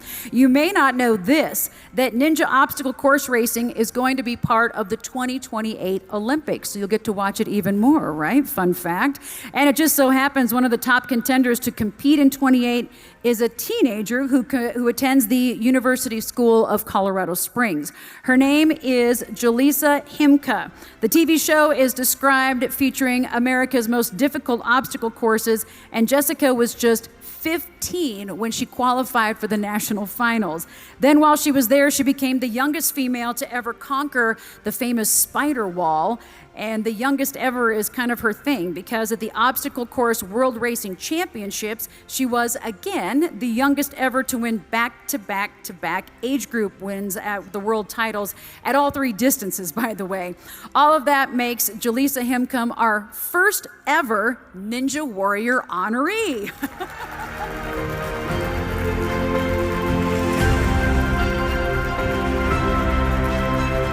Escorting Jaleesa tonight is Rhonda Blanford Green, who is our 1985 Sportswomen of the Year, a record-setting sprinter and hurdler from Aurora Central High School. Rhonda was an 8-time All-American and 4-time national champ at the University of Nebraska. She can also kick your rear right now, where she won 18 Big 8 titles. Rhonda and Jaleesa, congratulations, Jaleesa.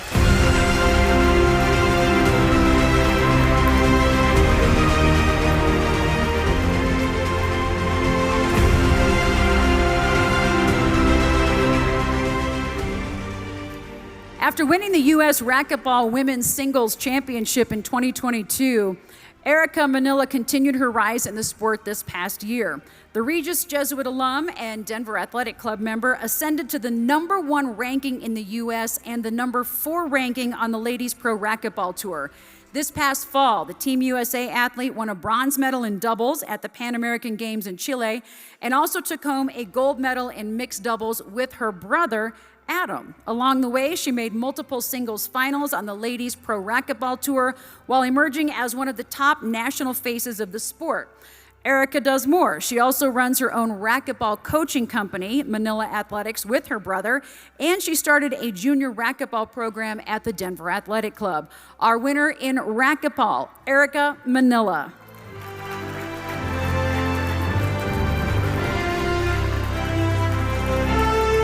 Erica's escort tonight is Denver native and 2001 Sportswoman of the Year, Allison Dunlap. Allison was the 2001 World Mountain Biking Champion and gold medalist at the 1990 Pan Am Games.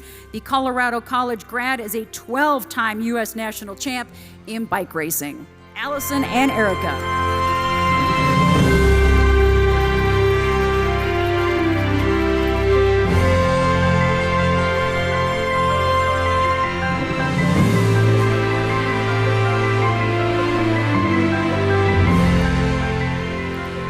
One of the most dominant strikers in all of college soccer roamed the fields of Boulder last fall. It was a no-brainer for University of Colorado senior Shira James to be named first team all Pac-12. Sherrod had a career year, scoring 15 goals and tallying 32 points. And those 15 goals ranked 8th in the entire nation, while her points were inside the top 20. She scored 4 game-winning goals and led the Buffs back to the NCAA tournament for the first time since 2020. For that, we are naming her she was named third-team All-American and became only the 3rd Buff in history to earn that honor. The other most recent player is a member of the U.S. women's national team. That's why Sherrod James is our College Soccer Player of the Year.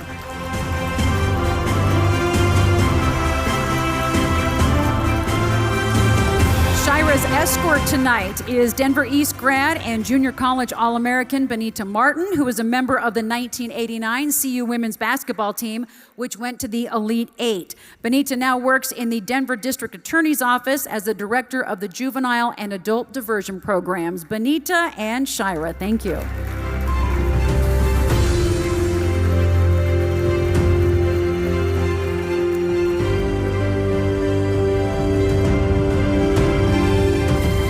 We'll take a few minutes now to honor a few more of our people that cannot be here tonight. Again, I ask that you hold your applause till the end, and you can see more about them on the slides. The Joan Birkland Leadership Award unites our past, present, and future. We've talked a lot about that tonight. Joni was very special to a lot of us. She was our very first executive director and served in that role for 40 years. She was also a huge CU Buffs fan, so she would be over the moon that CU basketball coach J.R. Payne is receiving her namesake award. JR led the CU women's basketball team back to the national stage. We'll see what they do in the tournament, so congratulations to Coach Payne.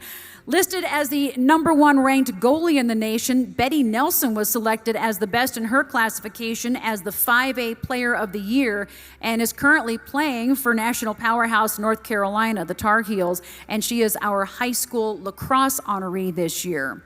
Several Colorado women's soccer players have enjoyed the national and international stage. Enter Rock Canyon High School's senior defender, Nikki Fraser. She is the next Colorado women's soccer sensation, who is the 12th ranked player in the nation, and she is our high school soccer player of the year.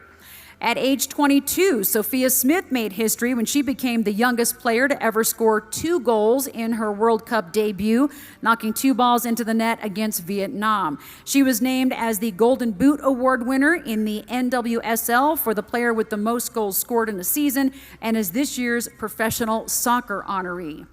Next up, the Colorado Christian Cougars knew they had a complete player when Kinsey Middleton joined the team. They just didn't know how complete. Hitting a blistering .401, the junior outfielder/catcher was named the RMAC Softball Player of the Year and first-team All-American by multiple polls. That is why she is our College Softball Player of the Year.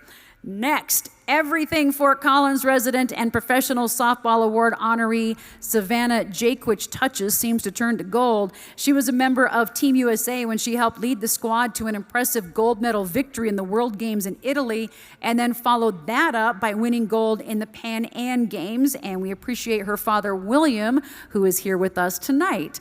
Next up, we have Madison Mintenko. She is a star on the rise. The Pine Creek Junior is the defending state swim champion in multiple events. She is the #1 ranked recruit in Colorado and 5th in the nation in the class of 2025. She could very well threaten the record of the one and only Missy Franklin, which is why she wins our high school swimming award. At the track and field state championships, Pomona's Emma Stutzman peaked. The high school track and field athlete of the year won 3 state championships in the 3200, the 1600, and the 800, and her time marked the fastest 1600 meter ever ran by a high school female on Colorado soil. Her parents, Jesse and Chad, are here tonight celebrating with us. Thank you for being here tonight. Next, we have Valor Christian grad Anna Hall, who won the silver medal in the heptathlon at the 2023 World Championships. She has proven to be one of the best all-around track and field athletes in the world, and this honor is her third for Sportswomen of Colorado, and that means we now place Anna into our prestigious Hall of Fame, so we welcome her to that. Lastly, we have 6'7" sophomore middle blocker Carter Booth, who hails from Cherry Creek High School and has emerged as one of the premier volleyball players in her position in the nation, and she was a third-team All-American selection while leading the Big Ten in hitting percentage and in blocks per set. She wins this year's Most Outstanding Player in College Volleyball. All right, big round for all of them.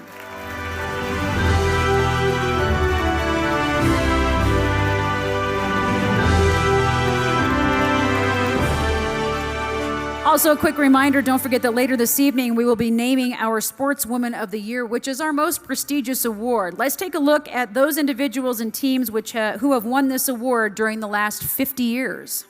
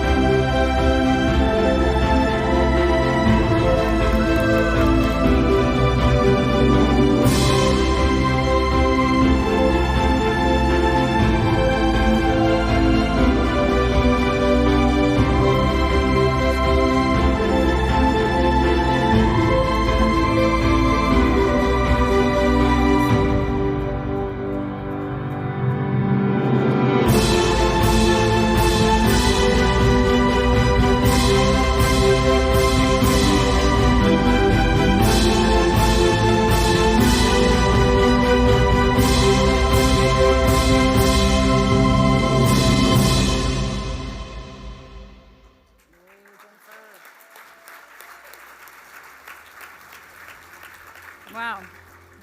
That was cool. Did anybody, seeing Dorothy Hamill reminded me of the haircut I got in 1976. Anybody else get the Dorothy Hamill haircut? Yes, yeah.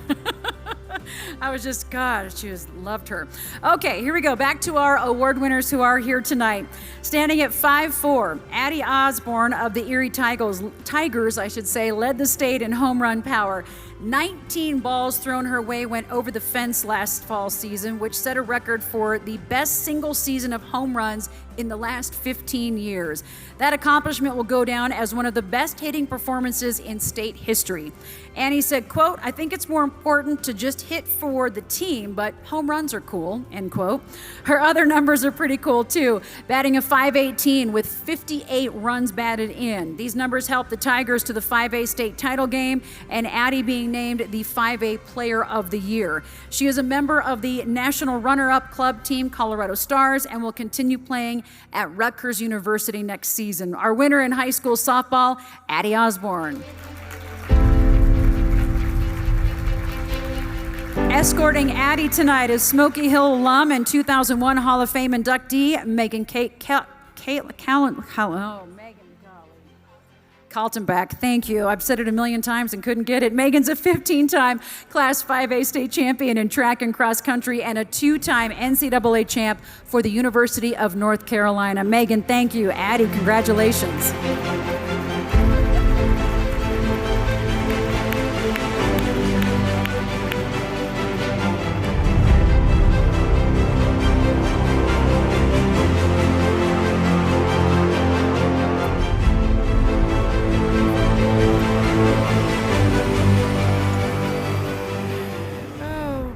When I used to do preps, that was when I was doing preps, was in 2001. I could never say Megan's name then right either. I can't talk now anyway.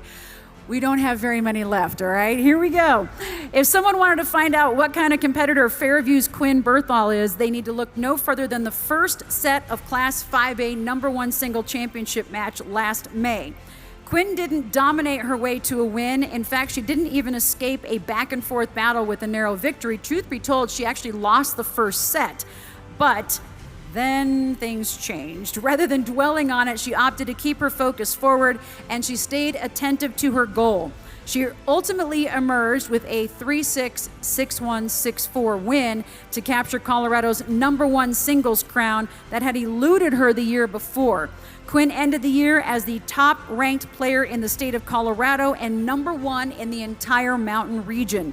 She has a career record of 44-4, which is why Quinn Bernthal wins our award in high school tennis. Quinn?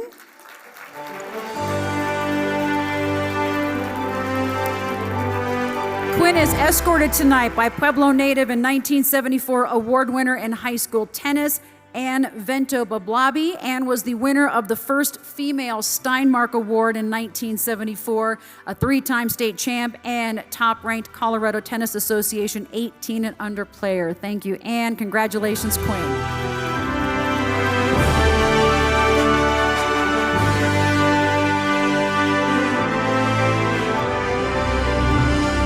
Whether she's competing indoors or outdoors, Hannah Miller soars above the competition.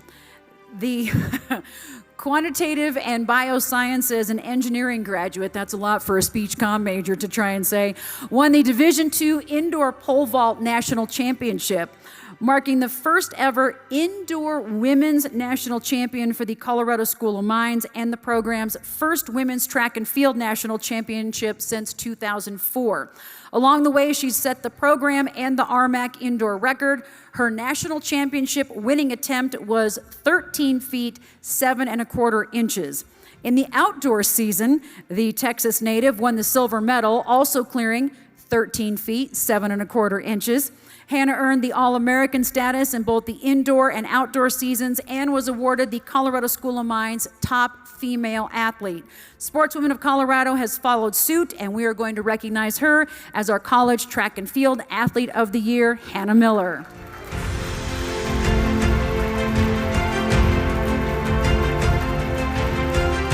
Escorting Hannah is CSU grad, 2-time Olympian, and 1976 Hall of Fame inductee, Wendy Koenig-Schuett. Wendy set the 1973 world record in the 400 hurdles, the first woman to ever run the event in under 1 minute. Wendy, thank you.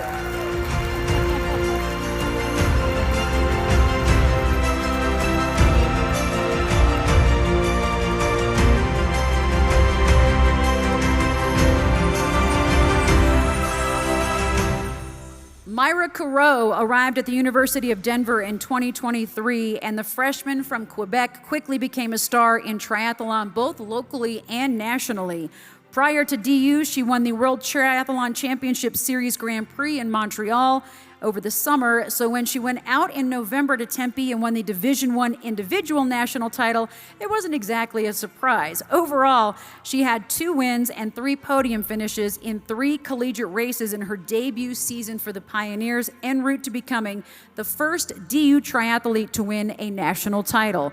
For that, Myra also becomes the first Pioneer to win the D1 Freshman of the Year, as well as the first to earn first-team All-American honors. In the NCAA NCAA finals, she edged ASU's Naomi Ruff by 10 seconds. That's a lot, with a time of 1 hour, 3 minutes, and 22 seconds. She is our winner in triathlon, Mariah Carreau.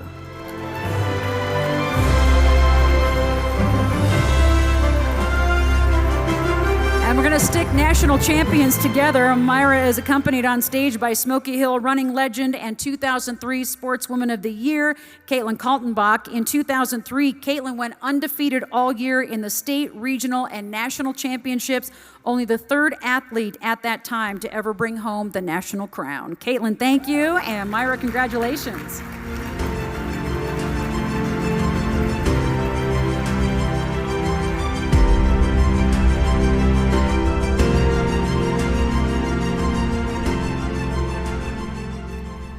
Competing in back-to-back days is challenging, no matter what sport you're in. Competing in back-to-back days in events with the words World Championship in the title and also winning is an entirely different story. That is our winner for Masters Triathlon, Steph Poplar. In April, the Elizabeth resident went to Spain and took first in her age group of 55 to 59-year-olds in the World Duathlon Championship Sprint.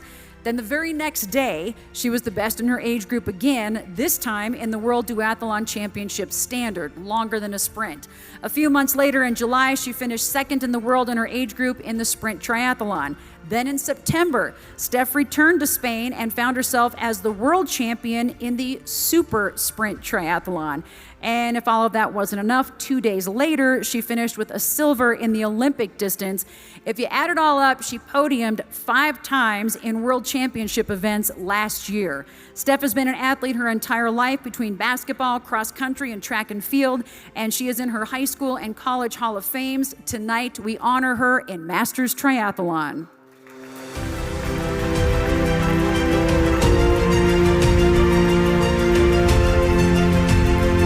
Steph is escorted tonight by 2019 Sportswoman of the Year and open water ultra swimmer Sarah Thomas. Sarah holds the world record for the longest unassisted swim under current neutral conditions, a 104-mile, 67-hour swim. And then a year later, after finishing cancer treatment, Sarah became the first person to complete a 4-way crossing of the English Channel. She did that in 54 hours and 10 minutes. Sarah, great to see you again. Steph, congratulations.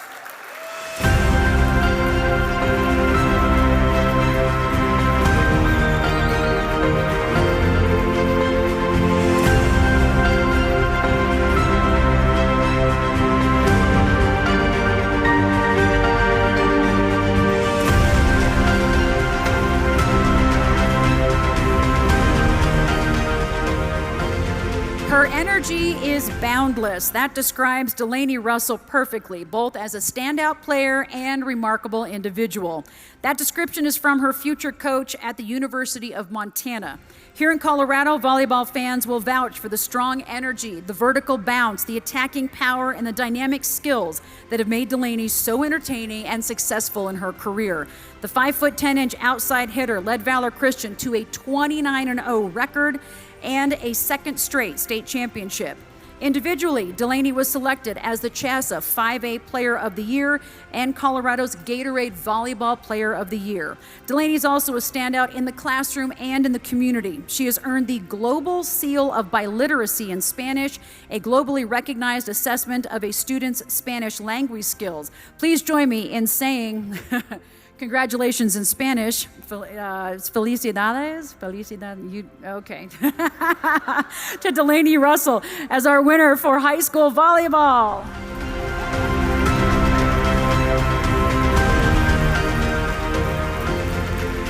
Escorting Delaney is a dual sport athlete, the 1997 all-around honoree Britt Gomer, formerly Britt Hartshorn.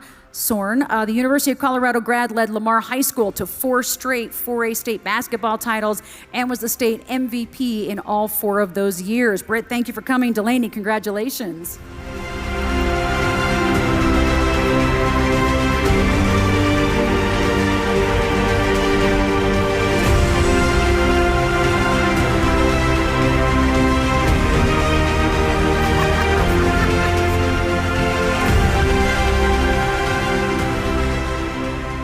Delaney, nice, I could just say Feliz Navidad, and that would be good enough for congratulations. All right. Winning a state championship is a difficult task, in theory at least. Pomona's Perseus Gomez made winning the 120-pound girls wrestling title look easy. In her 4 matches during the 2023 championships, she won by 3 pins and 1 major decision. The major decision came in the championship match as she beat Loveland's Lexi Lopez 14-2 to claim her 3rd title. In her 3 matches prior to the championship, Perseus only allowed 1 of them to get into the 2nd period. She finished the 2022-23 campaign with a 20-0 record. Calling her the best wrestler of the year might not do her justice. She might just be the most dominant wrestler in the sport's brief history, especially knowing the fact that she won her 4th state championship just a few weeks ago at the state championships. But of course, we're talking about 2023, so she'll probably be back next year. Welcome to the stage, the high school wrestler of the year, Perseus Gomez.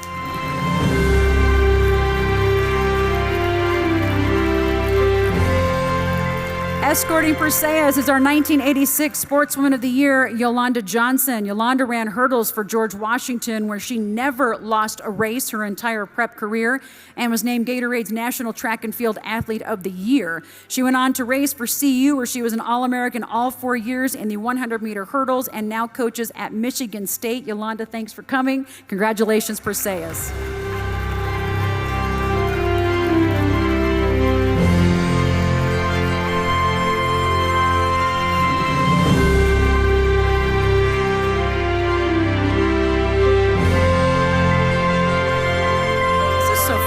All of our former honorees to come back every year. This is great. All right, last one. Here we go. Faced with an early deficit in the final match of her collegiate wrestling career, Marissa Gallegos set her mind to reaching the goal she had set 5 years earlier.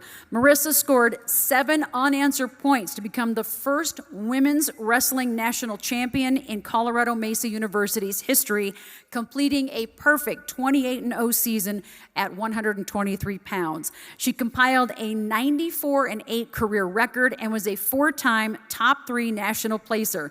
Marissa spent the entire season ranked number 1 in her weight class, winning 16 matches by a technical fall and 8 by pin, with only 4 matches decided by decision.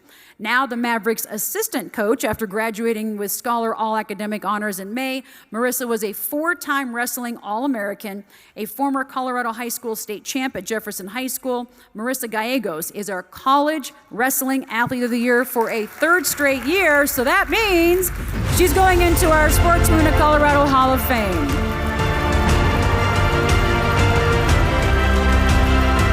Joining Marissa on stage, another Hall of Famer, CSU grad Sherry Danielson-Fenn from Evergreen High School. She was our Division I leader in kills per game in 1984. Sherry, thanks for coming. Congratulations, Marissa.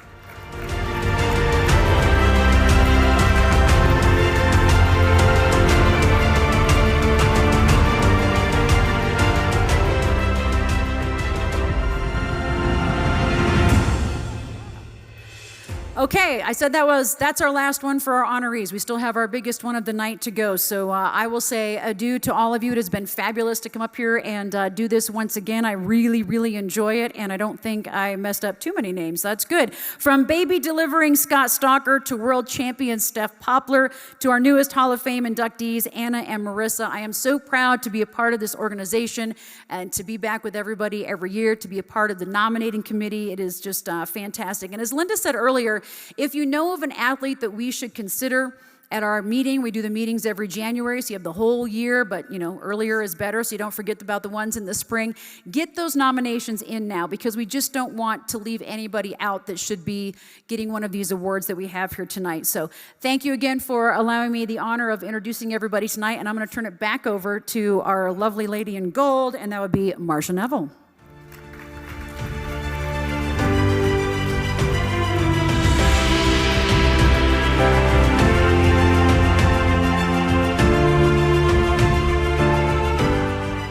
In the elevator, and there was a vote that I should bring the Shamrock antenna back. What do you think? Yeah, maybe not. Okay, maybe not. Okay, so Susie Wargen, everybody. Yes. So much fun to be here, as it always is. But this year, Sportswomen of Colorado's 50th anniversary celebration. I'm still jazzed about this whole thing. Congratulations to each and every one of tonight's honorees. And as we've said, thank you to all the past honorees for coming back.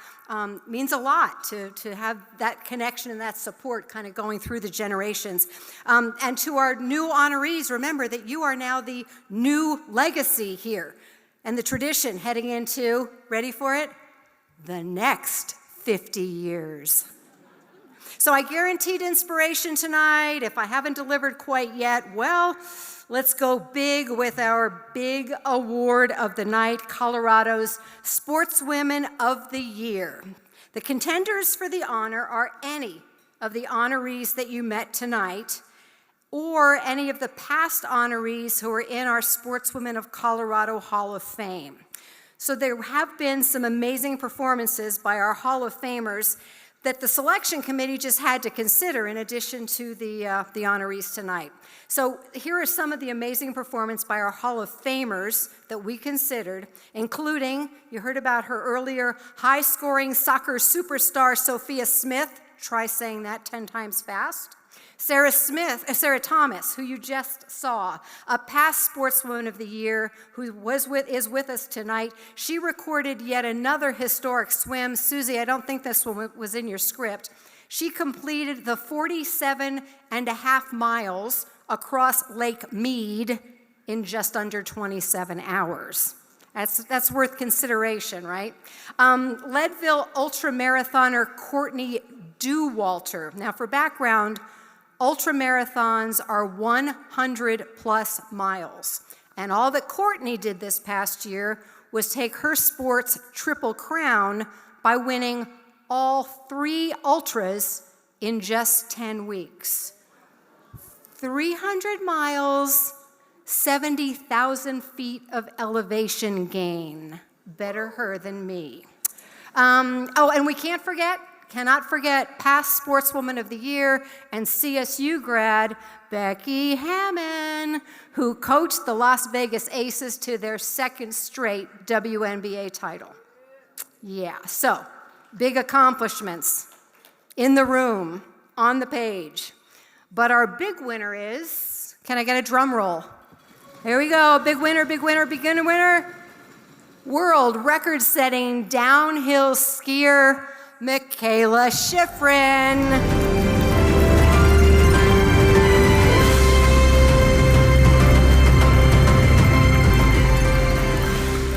Michaela is Colorado's Sportswoman of the Year for an unprecedented 6th time.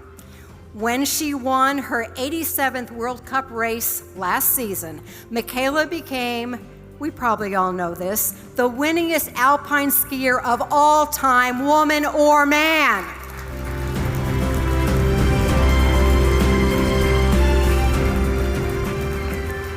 Of course, Michaela does have a great excuse for not being with us tonight. She's still skiing in Europe.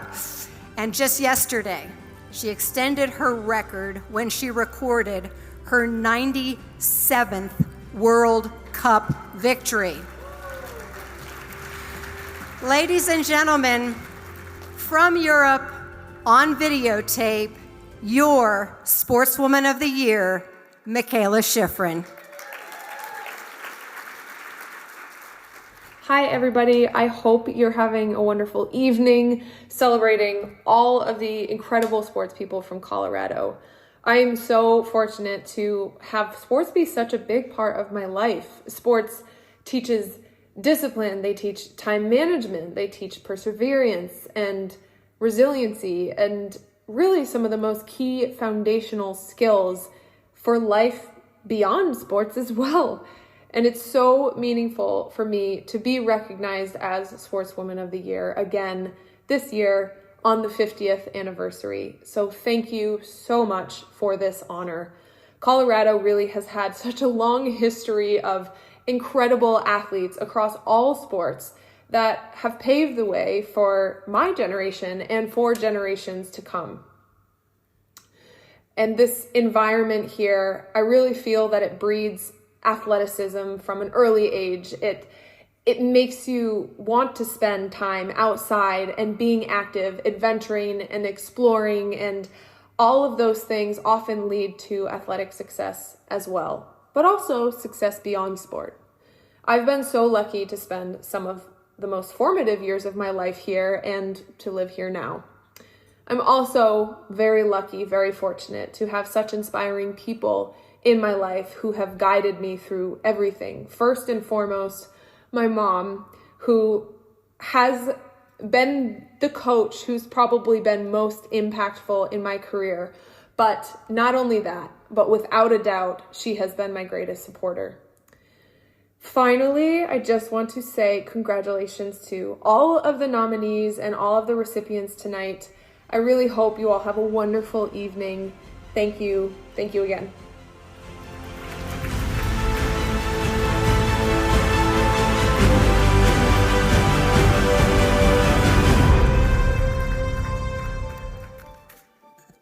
All right, how was that? Are you inspired? All right. A huge thank you to Kirsty and Melissa for sharing both of your stories with us tonight. We are so lucky and so proud to call you Coloradoans and to call you ours now that you've been a part of Sportswomen of Colorado. So thank you so much for being here tonight. A big thanks to Marcia. Neville, give Marcia.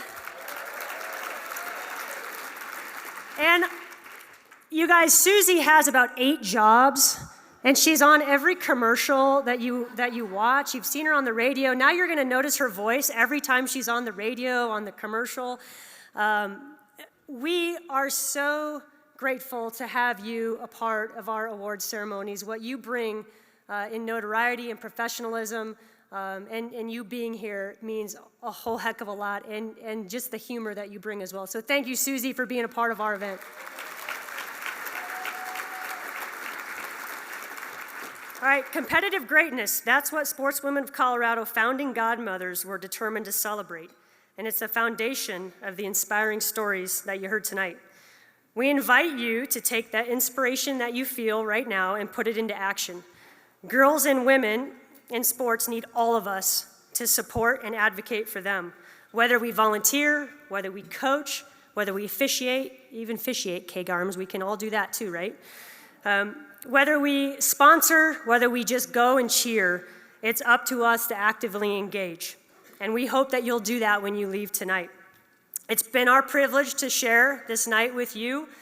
We hope that you've really enjoyed not only our 2023 honoree stories, but I don't know about you, but it was so inspiring to know what's come from the state of Colorado in there and who their escorts were as well. So thank you all for being here. Now, we are a small nonprofit, so if you did not get something out there and you would like to donate, you can just scan that QR code. It'll take you directly to our page, and we'll take whatever you want to give.